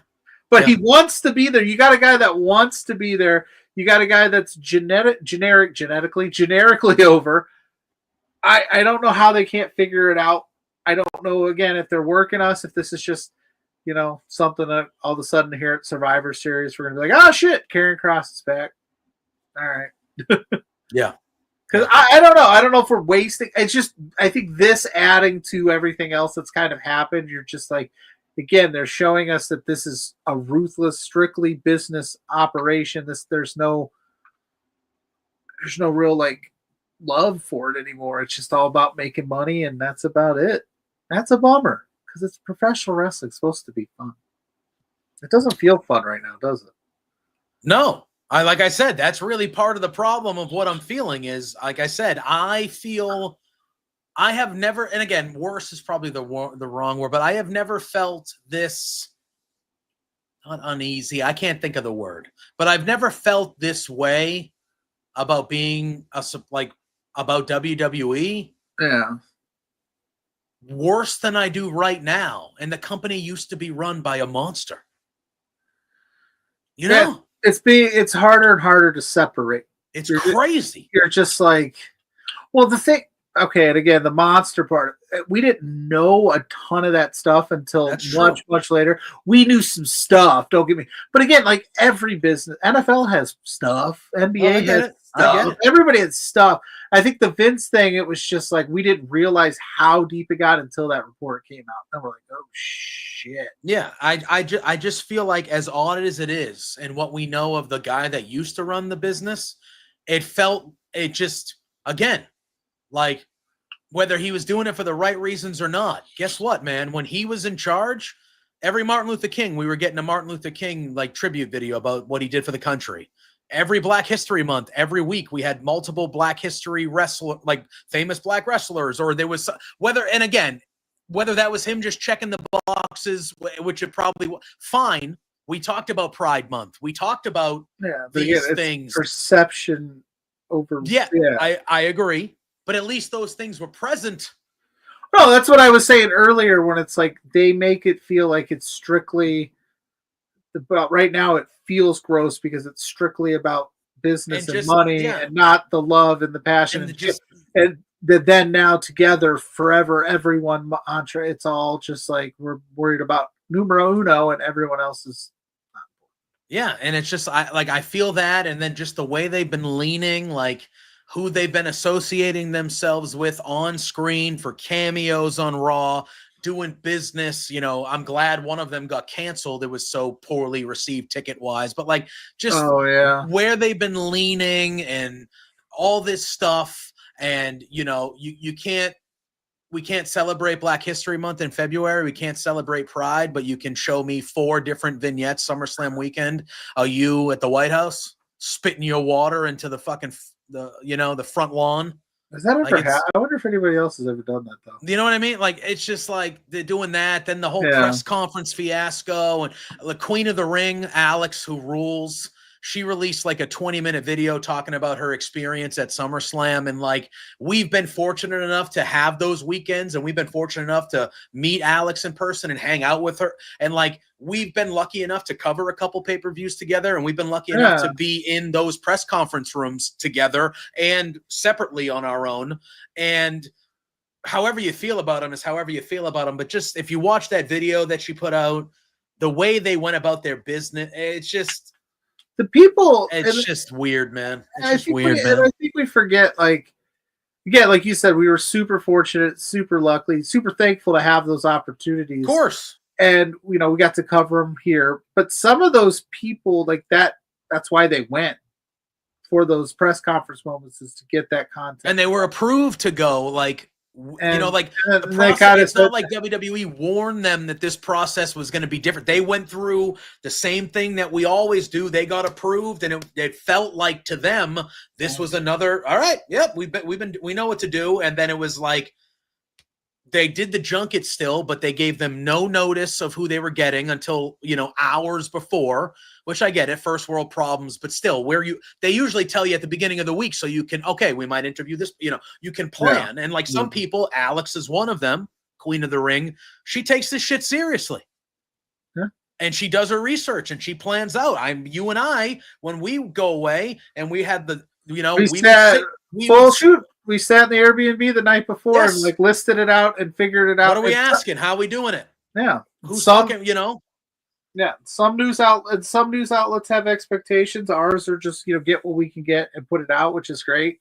Some places, like I talk to some creators, so like I have to talk to this person because this is what my boss wants, and if that person doesn't show up, then you got to scramble. It just has been tough because I feel for all those people that get to go, and that's what they do every month, and they do every week, and they travel, and they're taking that aspect kind of away from them or changing the format of it for them, and I don't know what. I mean, they're taking it away. It feels like.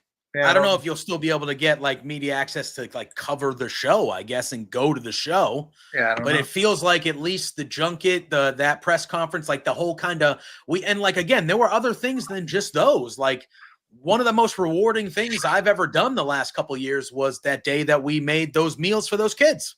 Oh yeah, that was the meals at SummerSlam. Yeah, in Cleveland. That was one of the best things I've done, period. Yeah. In my life, the last handful, like that was and yes, it was cool. Big E was standing next to me for an hour. We were talking about college football, and like, yeah, that was cool. But like, that was a rewarding thing to do because we were helping people. And we spent a good portion, like not just talking to the wrestlers and getting content. You know, we talked to the kids and asked them about SummerSlam. So there's a lot of kids there, and we got to sit and pack meals with a great table. We had a great table of people. We made a race out of it. And if that stuff's going to start kind of going away or becoming different, and you're going to start, I would hope that that's not going to go away. I hope that kind of stuff, they're going to maybe retool it and make it, but I hope it doesn't just completely go away because that's tough, man. Like those are good events to have. You make a weekend out of it. You get the community behind you. It makes people feel good. Keep it going. I don't know, man. I don't know. It just, you know, I'm not even saying I dislike the shows. Like I thought Raw was pretty good on Monday. I had no problem. Like I thought it was a pretty good show. Like it's just, there's just other things at play where it's like, well, it was a pretty good show, except we got to figure out what we're doing at the end of these shows. What do you mean? You don't like the main event for the 4th week in a fucking row ending in a DQ? You don't like that? I don't love it. I didn't hate it, but I'm also like, there's got to be a different way to like end these things, right? We got to come up with a new thing. Like I get it. Ridiculous. Again, like Peggy said, the first 5 minutes into this show, I wish WWE put the kind of energy into booking better shows that they do to try to put AEW under. Like, why don't you focus on your shows? Because your shows have sucked. There's been good things on them, but in total, it has not been great since WrestleMania. And I'm going to say the same thing. AEW's got to figure out every match can't end with a brawl afterward. I get it. But if you're asking me, and I know you are like me, I'm somebody who watches both. If you're asking me, I have genuinely enjoyed watching AEW this calendar year way more than I've enjoyed watching WWE. So have I. But yeah, too many DQs on Monday for sure. Ridiculous. There was a lot of DQs. And it's Monday. every week on Monday. Yeah. It's every week. It's tough. I sometimes, and that's part of like sometimes, and I know it's hard because WWE has a problem. One of the best problems. They're superstar heavy at the top. They've got so many guys in that main event world title picture that are legitimate stars that could legitimately hold the belt, and we'd go, that makes sense. But I will say this. Sometimes it's okay for those legitimate stars to take a loss, and it does not hurt them. I agree. And I'm going to harken back. If you're going to ESPN, it doesn't hurt Alabama. It's not going to hurt Ohio State week 1 if they lose to Texas, because they'll be fine. They'll rally back. They'll be in the playoff. It's not going to hurt a CM Punk if he takes a loss and it doesn't end in a DQ, and you put over a guy like Braun Breaker. Nobody's going to go, that's CM Punk's buried. It's but not you damn well know there will be people out there. Sure, there would be people out there saying that, but I would respectfully tell those people I think you're wrong, because it would make the next guy. And because here's the thing, would I rather be at the end of Raw going, oh shit, Bronson and Braun just took out CM Punk, and who was in the man? Jey Uso? Was it Jay and CM Punk this time around? No, it was LA Knight. LA Knight. Yeah, right. This week was LA Knight. Jey Uso always comes out to make. Speak of the devil, I will say, very much enjoyed LA Knight on Monday night. Me too. Hey, Austin is in the Shep's in the house. What's going on, but man? I'm saying, like, wouldn't you be like, oh, they absolutely bulldozed CM, not bulldozed, but even if like CM Punk and LA Knight had a mishap because they are in a feud a little bit, that'd be cool. Instead, you're like, oh, Seth Rollins is. As soon as Seth Rollins said he was leaving the building Monday night, I go, he ain't going nowhere. He ain't leaving. He's like, guys, I'm leaving. You got this. He can't. Yeah, but the week before it was the same thing. Yeah, you gotta figure something out here, because like I get all excited. You're having a great show. The show is cooking, and then it's like, man. It's wind out of the sails for the main event. Figure out something else. I don't know what it is, but it's Jey Uso comes out, makes the save for all the baby faces. It's a brawl. Seth Rollins and company stand tall, even though they just took the loss. Because it was a DQ. I don't Seth know. Rollins, though, like, yes, he stood tall at the end of the show, yes. Yeah. But he's not in a good situation, because we found out that at Clash of Paris, he's got to defend that title in a fatal 4-way, and he's got to defend it against CM Punk, LA Knight, and Jey Uso. So he's going up against all three baby. Sure, that's not going to be a fun time. But I wonder what's going to happen. I wonder if his guys will come out and cause some bullshit. No DQ in a fatal 4-way. Yeah. I think that LA Knight and CM Punk, which I think we're going to get that one-on-one match. I think they're kind of building to a one-on-one match, which I'm all for. You think Roman's going to show up? I do. Yes, I think that they're going to cancel each other out, and it's going to be Jay and Seth and the Brawns are going to do their thing, and Roman's going to come out, but Seth is still going to end up winning. Sammy will come out and help him out, maybe? Maybe Sammy, maybe. I don't know. Jimmy. I think Roman definitely is going to show up. But that's what I'm talking about. Do we need that at Clash? Because we just saw it the last 4 weeks. Could we do without the Browns and just give me a banger? No, because they're lazy. I know, but I'm asking, could we just do it? Could we? I would love to see that. I would love to see it. Give it to me. Figure out some other swerve. They can. We've seen them tell good stories these last couple of years. They can if they want to. They don't want to. They don't have to. Correct. You know why? Because you and I are fucking dumb and suckers, bro.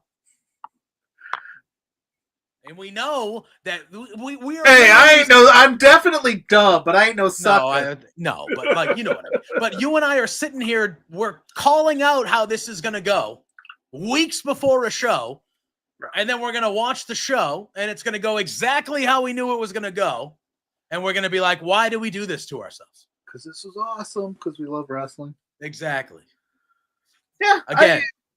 Again, I know we're talking. I know this is 2 weeks in a row that we've been bitching and moaning. I still love this stuff. Yeah. Like, I still love this stuff, but it's like, God, come on. Yeah, because I feel like what, around WrestleMania time, we weren't feeling this way. WrestleMania time, I was jacked up, and then they gave me the worst main event in the history of time. That's how they planned it. That's what the internet. And guess what? You know, at SummerSlam, I was jacked up about SummerSlam up until the last 5 minutes of the show. I actually was like, that was actually pretty good. Yeah. And then they ruined every goodwill they had with me in one decision. Nonsense. Yeah. With that being said, though. Well, real quick, we'll probably switch gears. I just want to, like, also coming out of Raw was very important stuff. Naomi's on. Yes, Naomi's on. Right. I don't know anything. Nothing's been confirmed. Somebody said scooter issues. Some say potentially personal things. This was brought to my attention because I'm not the best when it comes to like following other people, you know. But apparently, she got in an accident before Raw that was on her social media. Yeah, and a lot of people thought that she might have actually ended up getting a little banged up there. But then on Tuesday, Brian Alvarez, again, take it with a grain of salt. But Brian Alvarez basically said that he's heard there's a rumor going around. Didn't say what it was. Yeah. But I think the quote was something, this is not verbatim, but the quote was something like, I heard there's a rumor going around about potentially what's going on with Naomi. And if that is true, she's going to be out for a long, long time, which then sparked people to think, oh, well, maybe it's not an injury thing. Maybe she's been vocal about wanting to have kids. Yeah. Maybe it's something like that. I don't know. Nothing's been reported. There's been really no new. It's just the only reason hush for the most part. Yeah, and the only reason I it perked my ears up when they canceled the match. It was a world title match. The world title match with Io. The only reason it really sparked my interest on Monday was when Stephanie McCure said, "Well, I was also promised the title match," and I'm like, "But yours isn't for like couple weeks, and maybe this is just a quick thing." And then I was like, oh, maybe not. So now we're sitting here with a potential opening of the world title picture, and I'm sitting here going, put it on Stephanie, make the move, don't do the thing, don't play it safe, give it to us however we got to get there. But obviously I hope Naomi is okay. Maria said that Naomi's working us. If she is, cool. If she's okay, whatever, I want the best, because she was absolutely crushing it. And if she can't be on TV for an extended period of time, that sucks. That's another one of those things where it's like, that sucks, because she also was getting herself over, you know, and had the people behind her, and she made a masterful heel turn. So I just hope we'll see how that goes. I don't know what you want to talk about now. You want to talk about AEW? What do you want to talk about? Yeah, I mean, Naomi was obviously. Well, I do want to talk about one thing that I actually enjoyed from Raw that I thought was maybe the best thing I saw all week was that Bayley vignette. Oh yeah, right. Where it seems like we are definitely going down.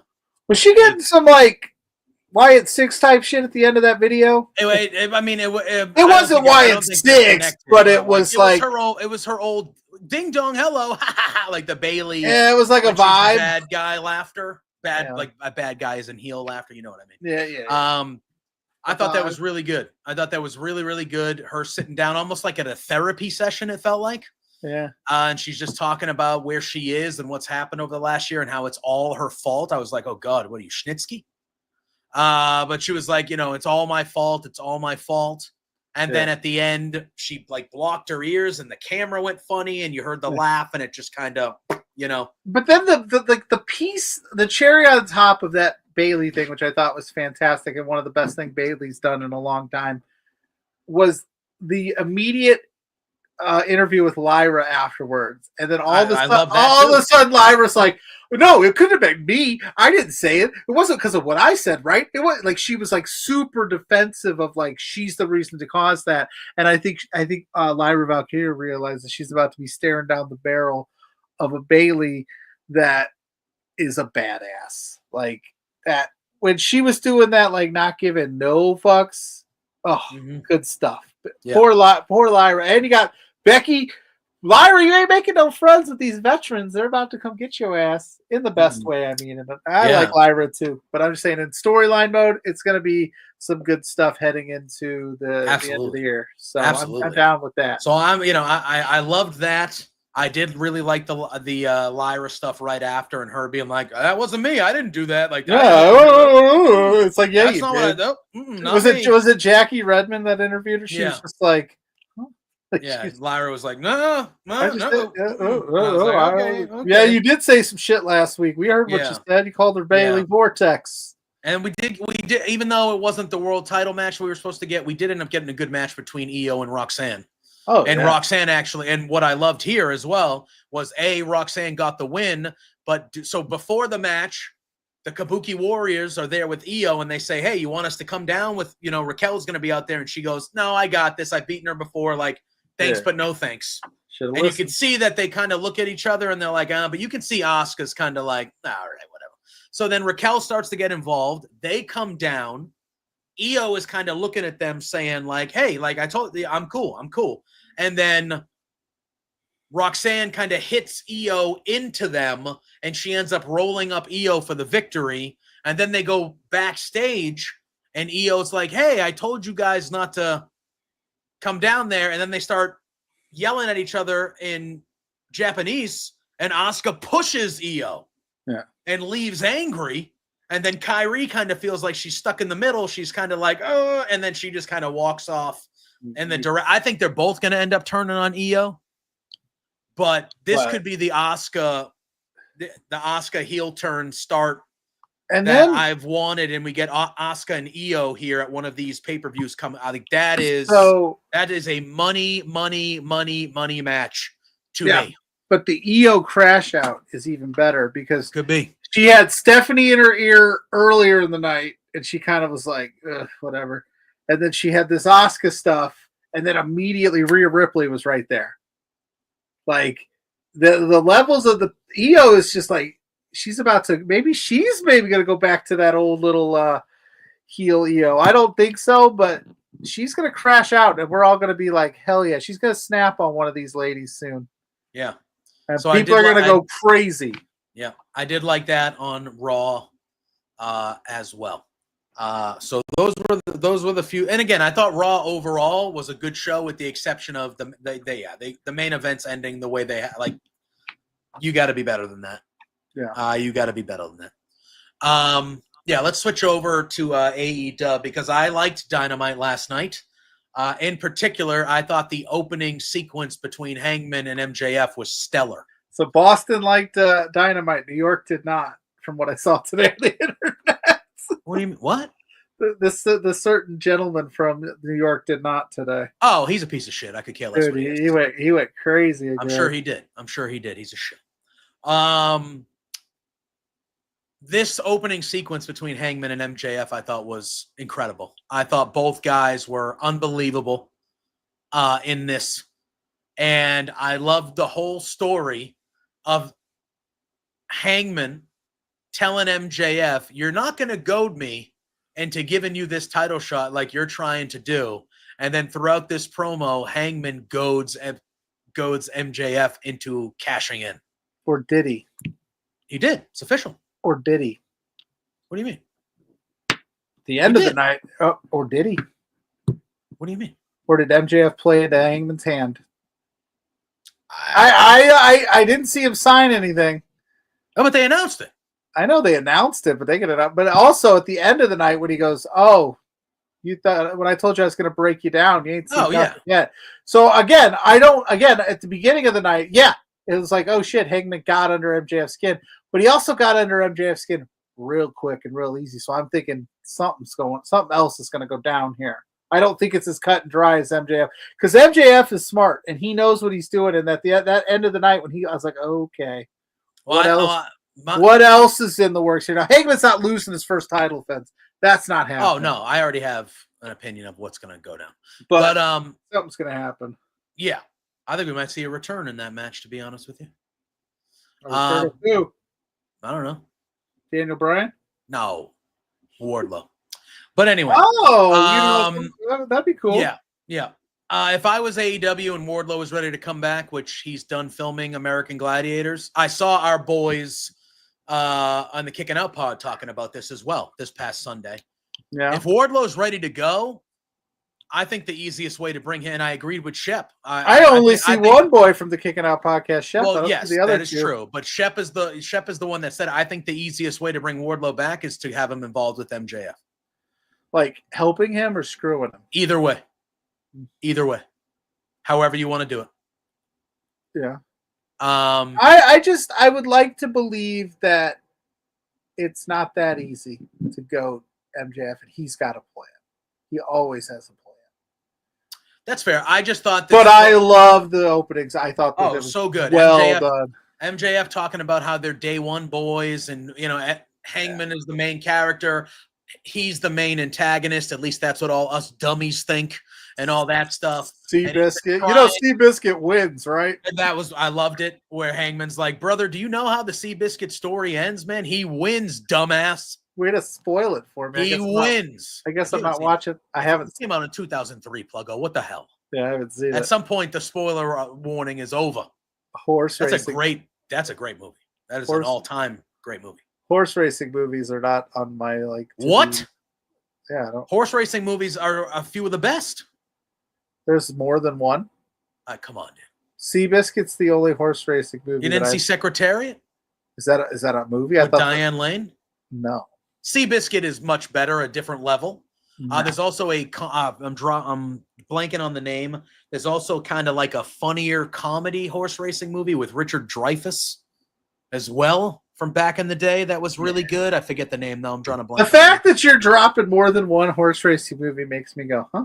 That's okay. Yeah, Pluggo. When we were on the Kicking Out podcast last, I said that I want to do like podcasts just based on talking about different movies from like different, like I want to be like, okay, this is a sports movies podcast. Today we're talking about boxing sports movies. Okay. And go from the Black Stallion was another good one. Maria coming in hot. I like how let it ride. That's it, Scott. I like how I'm getting flamed by Shep here. Come on, let Shep. It ride. Let it ride. Shep, are you going to Logansport for OVW in a couple weeks? It's free. Actually, it's in September, but it's free. I've never seen a horse racing. Okay, cool, whatever. Seabiscuit, man, it's great. Tobey Maguire, Jeff Bridges. I just watched Beverly Hills Ninja before the show. Okay, that's a great movie, but I assume you've already seen that a dozen times. Yeah. You need to watch new movies you haven't seen. Why? Because you haven't seen movies that you should. Okay. Okay, maybe that's what we'll need to do. We'll need to put a list together of movies that Pluggo. We've tried this before. No, we tried to make me watch Star Wars. Watch Seabiscuit. You like sports, you will like Seabiscuit. It's a good sports movie. There is some sad shit in it, trust me, but it is a good sports movie. Okay. I'm just saying. All right, Seabiscuit. Seabiscuit. But you told me he wins, so all the. Because listen, you could have figured out that Seabiscuit won without watching a movie because he's a real horse that lives. Yeah, no, I know that. I knew that. I knew he was a real guy. And I know Let It Ride is a great movie. But anyway, but I loved it, and Hangman was really good. Just being intense. I loved how MJF did his spiel and Hangman just walked right over and just knocked the mic right out of his hand immediately and just got right in his face. And he was like, I told you the only way you're cashing it, the only way you're getting a title shot is if you earn it, which we know you won't, or if you have stones to cash in, which we know you're a coward and you won't. And then he gets MJF to the point where MJF snaps. And I thought MJF's reaction was brilliant. He says that, and he immediately knows he messed up. And then you get Hangman start to laugh. I just thought it was well done. Now, I'm going to ask you this before we talk about anything else. Tanner of the Kick It Out podcast asked me, did they pull the trigger on this too soon? Hangman and MJF. Yeah, should they have waited to maybe All Out? Or Drew said that earlier.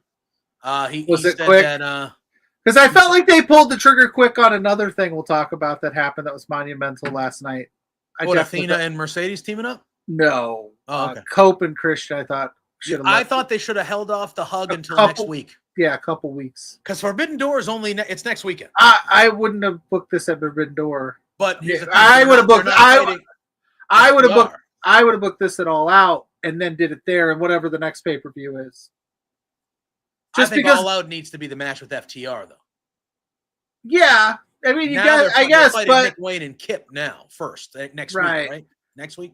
Because the way Christian left it, I was just like, I need more. I think that's what we're going to get next week. Is we're going to get because they did do the hug, which again, I thought it was a great moment. I would have waited till next week for the hug. But I thought Christian coming out and saving him. First of all, I thought that was really good. Handing him Spike and walking away, and then hugging next week, I think would have hit a lot harder than And then them going, okay, let's take care of these, these two punks, and then we'll focus on FTR. Well, not even that. Let's just.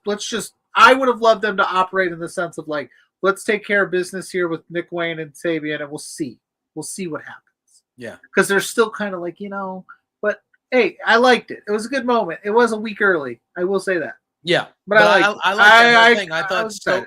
I thought Stokely getting carried down to the ring while his feet are still like running in midair was hilarious.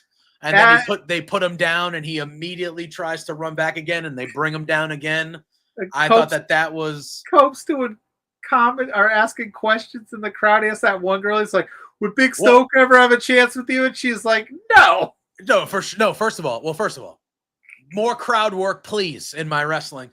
Yeah. So Edge grabs this one guy on the corner, and and these were not plants; these are real people. And he goes, "What do you think about Stokely?" And the kid goes, "He's short, he's bald, and he's got no hose, man." And then Edge, like 50-year-old Edge, Adam Copeland.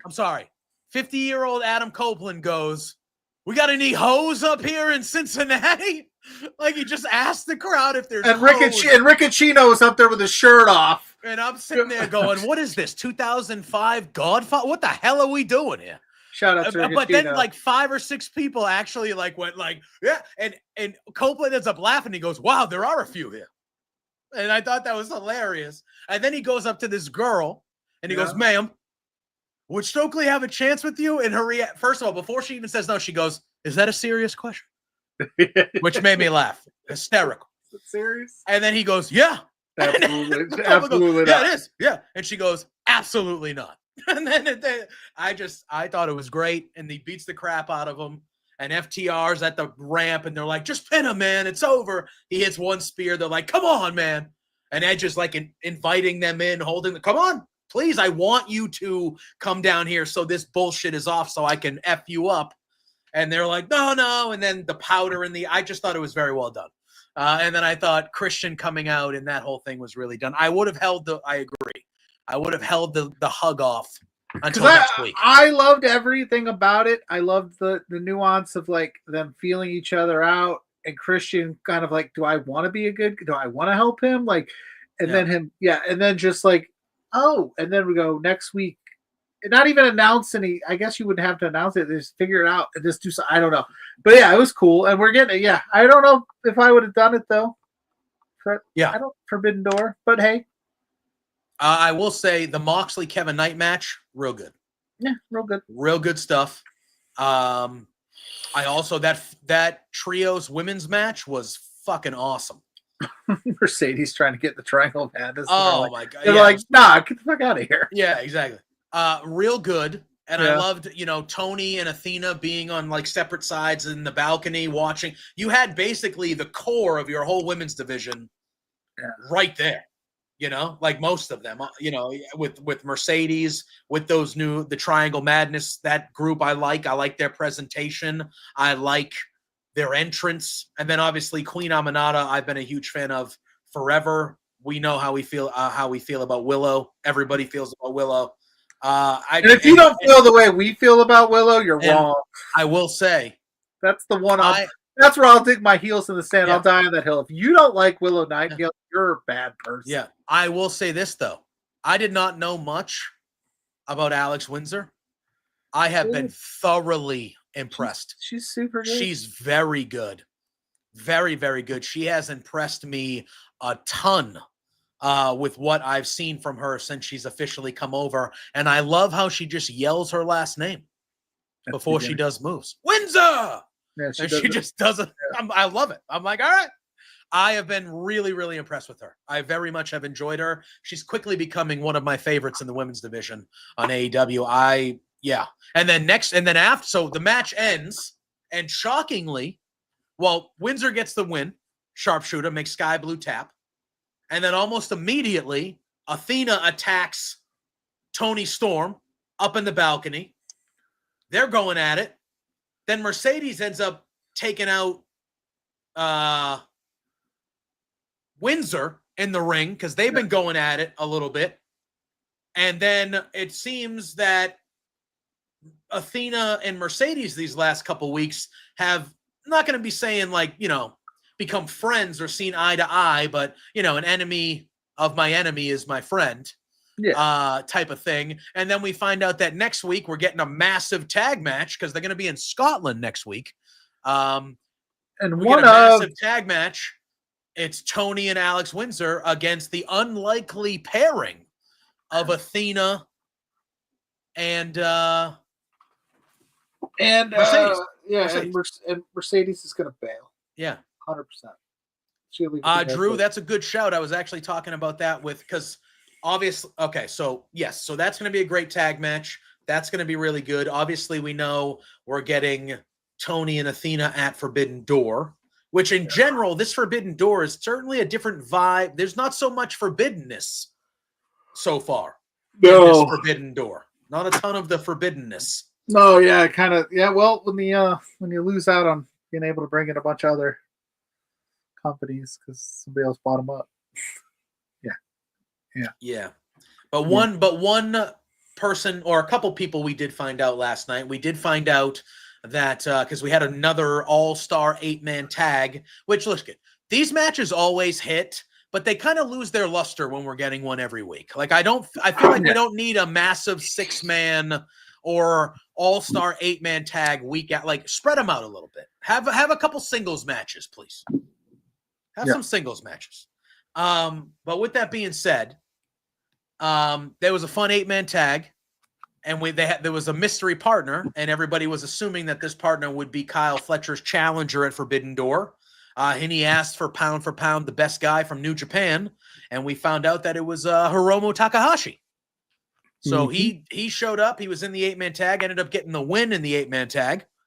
And now he gets the TBS title shot. Yes, and now at Forbidden Door, he's fighting for the TBS title. In what feels like a traditional Forbidden Door match where it's AEW versus New Japan. And then we also found out earlier in the evening during the Moxley-Kevin Knight match, which was another breakthrough performance for Kevin Knight. He was excellent in this match. Moxley made him look like $1 million. Almost had Moxley a few times, but Moxley just choked him out at the end. It was a really, really good match between the two. And after the match, Darby shows up. He takes out Wheeler Yuta again. And then, shockingly, I thought this was maybe a week early, too. I wasn't expecting him last night. Will Ospreay shows up. Yeah, you just said, hey. And he starts beating people down. He grabs the mic, and he says, hey, you ducking Darby at Forbidden Door. But how about this? I got a better idea. Why don't you go get your friends and you bring a team, and I'll go get my friends and I'll bring a team, and we're going to have a lights-out steel cage match. Yeah. And then we find out that Will made some calls, and the ace, Tanahashi, is going to be on Will Ospreay's team because that, he's in his last year as well. He's got no knees left. So a steel cage, lights out, death match, whatever. Yeah, of course. Yeah, sure. Totally the match he should be having. But then Jon Moxley goes and gets a couple of jobbers from the jobber room. Oh, listen. This Young Buck shit gets better every week, bro. Hold on. Shout out to Eric Surge, though, who's in that locker room. Yeah, I want to talk about them in a second here. But then we get the graphic at the end of this show. And this cage match, it is Moxley, Claudio, Gabe Kidd, and the Young Bucks versus Will Ospreay, Darby Allin, Tanahashi, and the Golden Lovers, Ibushi and Kenny. That is outrageous. I didn't even know Kenny and that is an outrageous Ibushi were 10-man. available. How are they going to do that inside a steel cage? I don't know. 10 of those guys in there? I don't know. It feels crazy. Is this going to be one of those things where like they're just going to be fight, like the end of the match will occur inside the cage, but this is just going to be, how are you going to get 10 guys in there? Man, that feels like it's too many. That 100% feels like they don't have an apron to stand on with the cage. They go, how the hell are they all going to fit in there? Unless they're going to. Are they gonna do blood and guts? Or are they gonna? No, I don't think they would. I don't think they would make that travel with blood and guts over to England. I think there's a chance maybe at All Out they could. I wouldn't. Drew's in the comments saying the first women's blood and guts should happen at All Out. I would not hate that at all. So what do you do then? How do you book that? I think it's just going to be you don't win by leaving the cage, and I think some people will be in the cage, some people will be. How else do you do? You can't fit 10 guys in there in one ring with a steel cage. No fucking way. That's what I'm saying. I'm trying to visualize it in my mind, and it looks like it's going to be interesting. But again, there's still a week to go. Maybe some stuff happens. Maybe they do next week go, you know what? Let's make it a blood and guts match because we got this 5-on-5 situation going, and maybe they figure it out. The O2's big enough. Yeah, I guess so. Are you telling me in England there's not another ring somewhere that they can't make it happen? They don't need to bring it. They don't have to bring their own. They can just bring a different one. Yeah, I'm sure they can find one. England is ripe with wrestling. Oh, history. I bet. Because I saw that and I just went. I mean, that's cool. Oh yeah, for sure. Like, don't get me wrong. I'm like, all right, but how do we do it where it doesn't feel congested? How do you?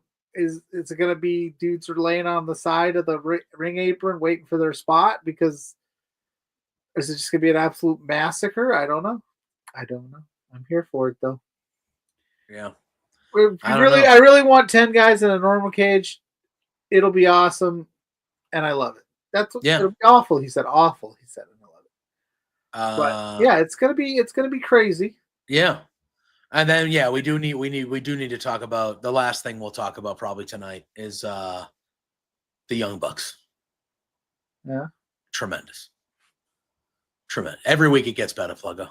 It gets better every week. Slick Nick. They come back from commercial. Yeah. And there's just a boatloads of pyro going on. And then all of a sudden, it's not like Justin Roberts and the announcer says it, like a guy comes over the PA speaker and he goes, there is no entrance video for the Young Bucks tonight. Or for and then the Young Bucks come out and they're just pissed. And they're playing this to perfection, especially Nick Jackson. I cackle at Nick Jackson's reactions to all this stuff. They're angry, they're upset. They get in the ring and they're teaming up with Kyle Fletcher and Josh Alexander. And Kyle Fletcher and Josh Alexander come out and Justin Roberts goes, teaming with these guys. Like, he doesn't even announce it, just teaming with these guys. And the Young Bucks go to Justin Roberts and they're like, Justin Roberts does not miss a beat, by the way. He still announces Kyle Fletcher and Josh Alexander, as he totally would, as he's like cowering down in the corner because the Young Bucks are giving him shit. And then in this tag match, they ended up super kicking Justin Roberts when they were on the double super kicking him and knocked him unconscious. And then we heard on commentary that they were each fined $10K. And then what you were saying later on in the evening, we saw Moxley and crew walking towards a double door locker room that says extras. Yeah. And half the door was open, so you only saw a couple extras. You said you knew one of the fellas that was one there. of the guys I just interviewed at First Friday. Hell yeah. Eric Da Bomb Surge. Don't make the mistake of just calling him Eric Surge like I did. All right, there you go. So he got mad at me. He was on the wall, and Moxley says, "Get the hell out of here." And you see them leave, and then the camera pans in, and the Young Bucks are just sitting in the middle of the extras locker room. And we assume Moxley is there to talk business, and then we find out that they're on Team Moxley in this cage match and all that stuff. So, yeah, that was pretty good. That was pretty good stuff. That's wild. I don't know. We'll see. That's crazy. I mean, I'm sure we'll leave it going. That was cool. But right now I'm going, none of that makes sense. Yeah, it was a wild time. It was a wild time. That was a lot of fun. And again, a lot of stuff on Dynamite. I just thought the one thing that I thought was weird about Dynamite is it felt like the match that they chose for the main event shouldn't have been the main event. Yeah. I felt like the three big previous matches, the 8-man All-Star match, the trios match with the ladies, or Moxley and Knight, they felt more to me like main events of Dynamite than the actual. They've been doing that for a match. little bit, where they kind of throw that random, like, you're like, oh, that's the main event. Where Yeah, you're like, and oh, this should have been. But yeah, it was great to see Joe back. Oh, also, I got to talk to you about this. You're a hooker, bro. Saw the vignette. Hook's coming back. I did see that. Oh, but Hook until apparently is he's not far officially away. back on my TV screen, I'm gonna just sit here and be modest about it. But when he's back, I'm gonna fangirl out. I might take my shirt off. There you go. I was gonna say you are a Hook stan. I am a Hook stan. That is one good looking man. Yeah. All right. Anything else on Dynamite? No, outside of that, I mean, obviously the Swerve and Okada stuff, but there wasn't anything really different or there. But that's going to be a great match at Forbidden Door. That'll be fun. Oh yeah. So. Oh yeah. Yeah, it was a good Dynamite. It was fine. I think we covered most of the good stuff. And Affiliate said, yeah, of course they crammed all the women's stuff into one segment. Shocker. But Collision looks like it'll be a good time. Yep. Saturday. So yeah. I think we did it. Unless there's anything. Hook just signed a long-term extension with good for him. All right, there we go. I like it. Good I like for it. him. Good on him. Good on him. I think that's a good signing for them. At one point, he was one of the most over dudes in the company. So, yeah, I would like to see him come back. I wonder if he'll come back with a little bit different. Well, is he coming back? Because he was in the ops, and then he got hurt. But remember, he came back for that one-off, and it looked like he was not on the same page with them, and then he left again, and we haven't seen him since. Yeah, so I'm saying, does that mean that he's just – are they going to have any crossover there, or just let him go do something else maybe? I would be okay if they didn't have him get involved with Hobbs, Joe, and Shibata. I think it would be just like maybe they have a moment in the locker room where they pass each other and that's it. But I don't need Hook going on some crazy I'm going to take down the ops thing. Let him just go do some other stuff and be the Hook that I love. Yeah, that's what I would agree. I would agree. Yep, I would agree. But all right, on that note, I think we've I know obviously the first half of the show was talking about outside of the ring things, but yeah, I think we basically hit all the notes and the fun stuff like that. So I think that should basically do it for us tonight, Ben. Wrestling. We made it. And look at guys, I know we're kind of feeling, and I know we all are. I know we're kind of feeling a certain way, but that doesn't, Pluggo and we still love this shit. So but I think because we love it is why we feel the way we do. Yeah. So I think I feel like that's a big part of where we're at with certain things. But for the most part, again, I thought it was a solid Dynamite. I thought it was a solid Raw. SmackDown is in my home state, the capital, the Bean tomorrow. So I do expect a raucous crowd and a good show tomorrow. Yeah. And then we'll be back next week. We'll be previewing Forbidden Door. We're going to probably start talking some football here soon as we're in the midst of it now.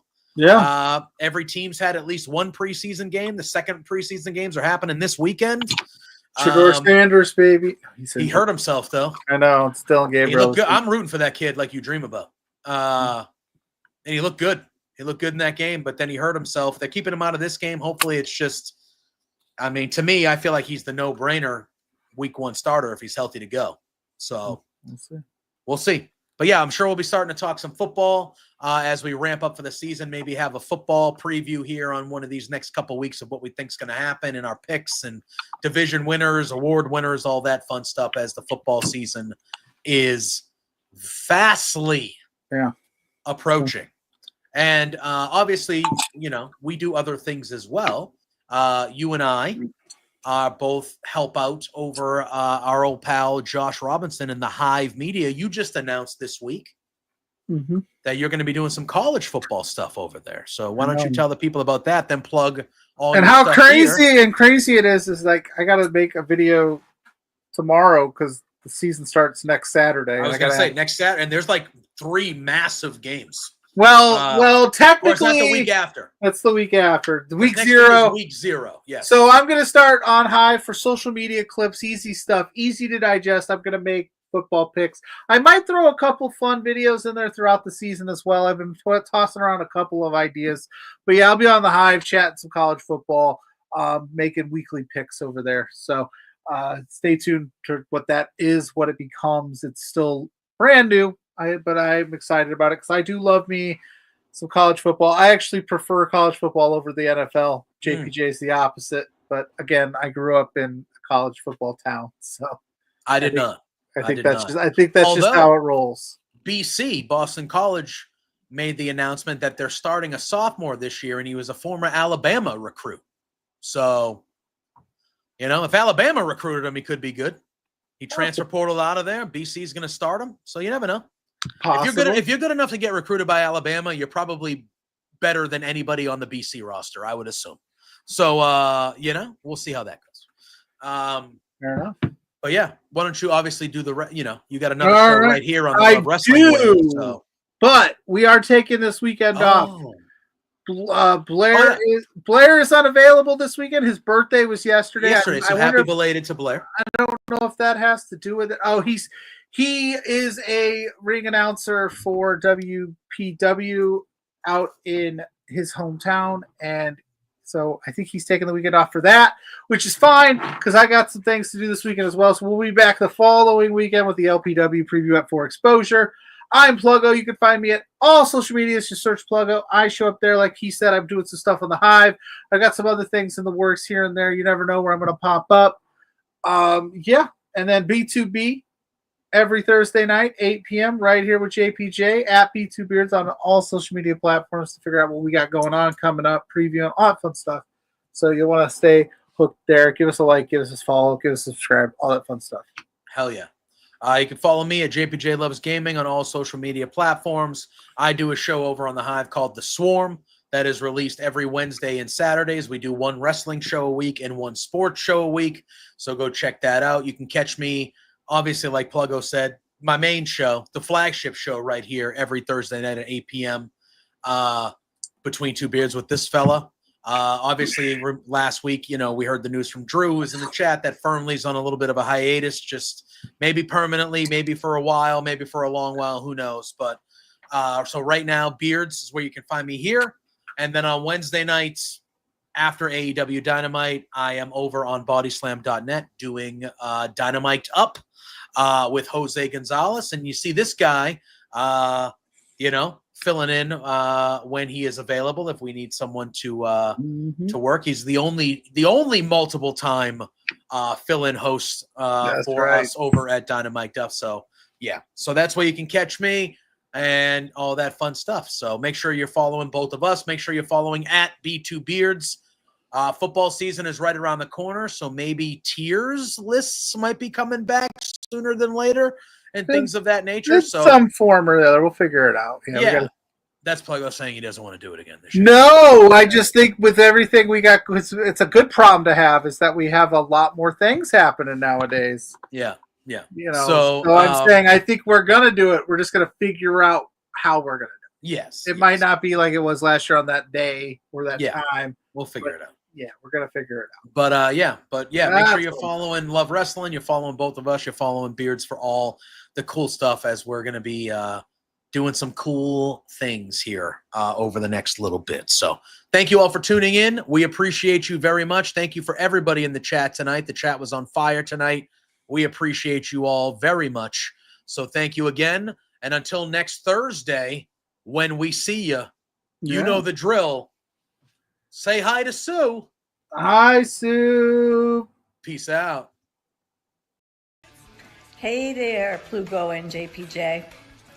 It's Trent's mom, Sue, and I have a bone to pick with you. So, I understand that you guys are being real idiots and spending your entire monthly budget.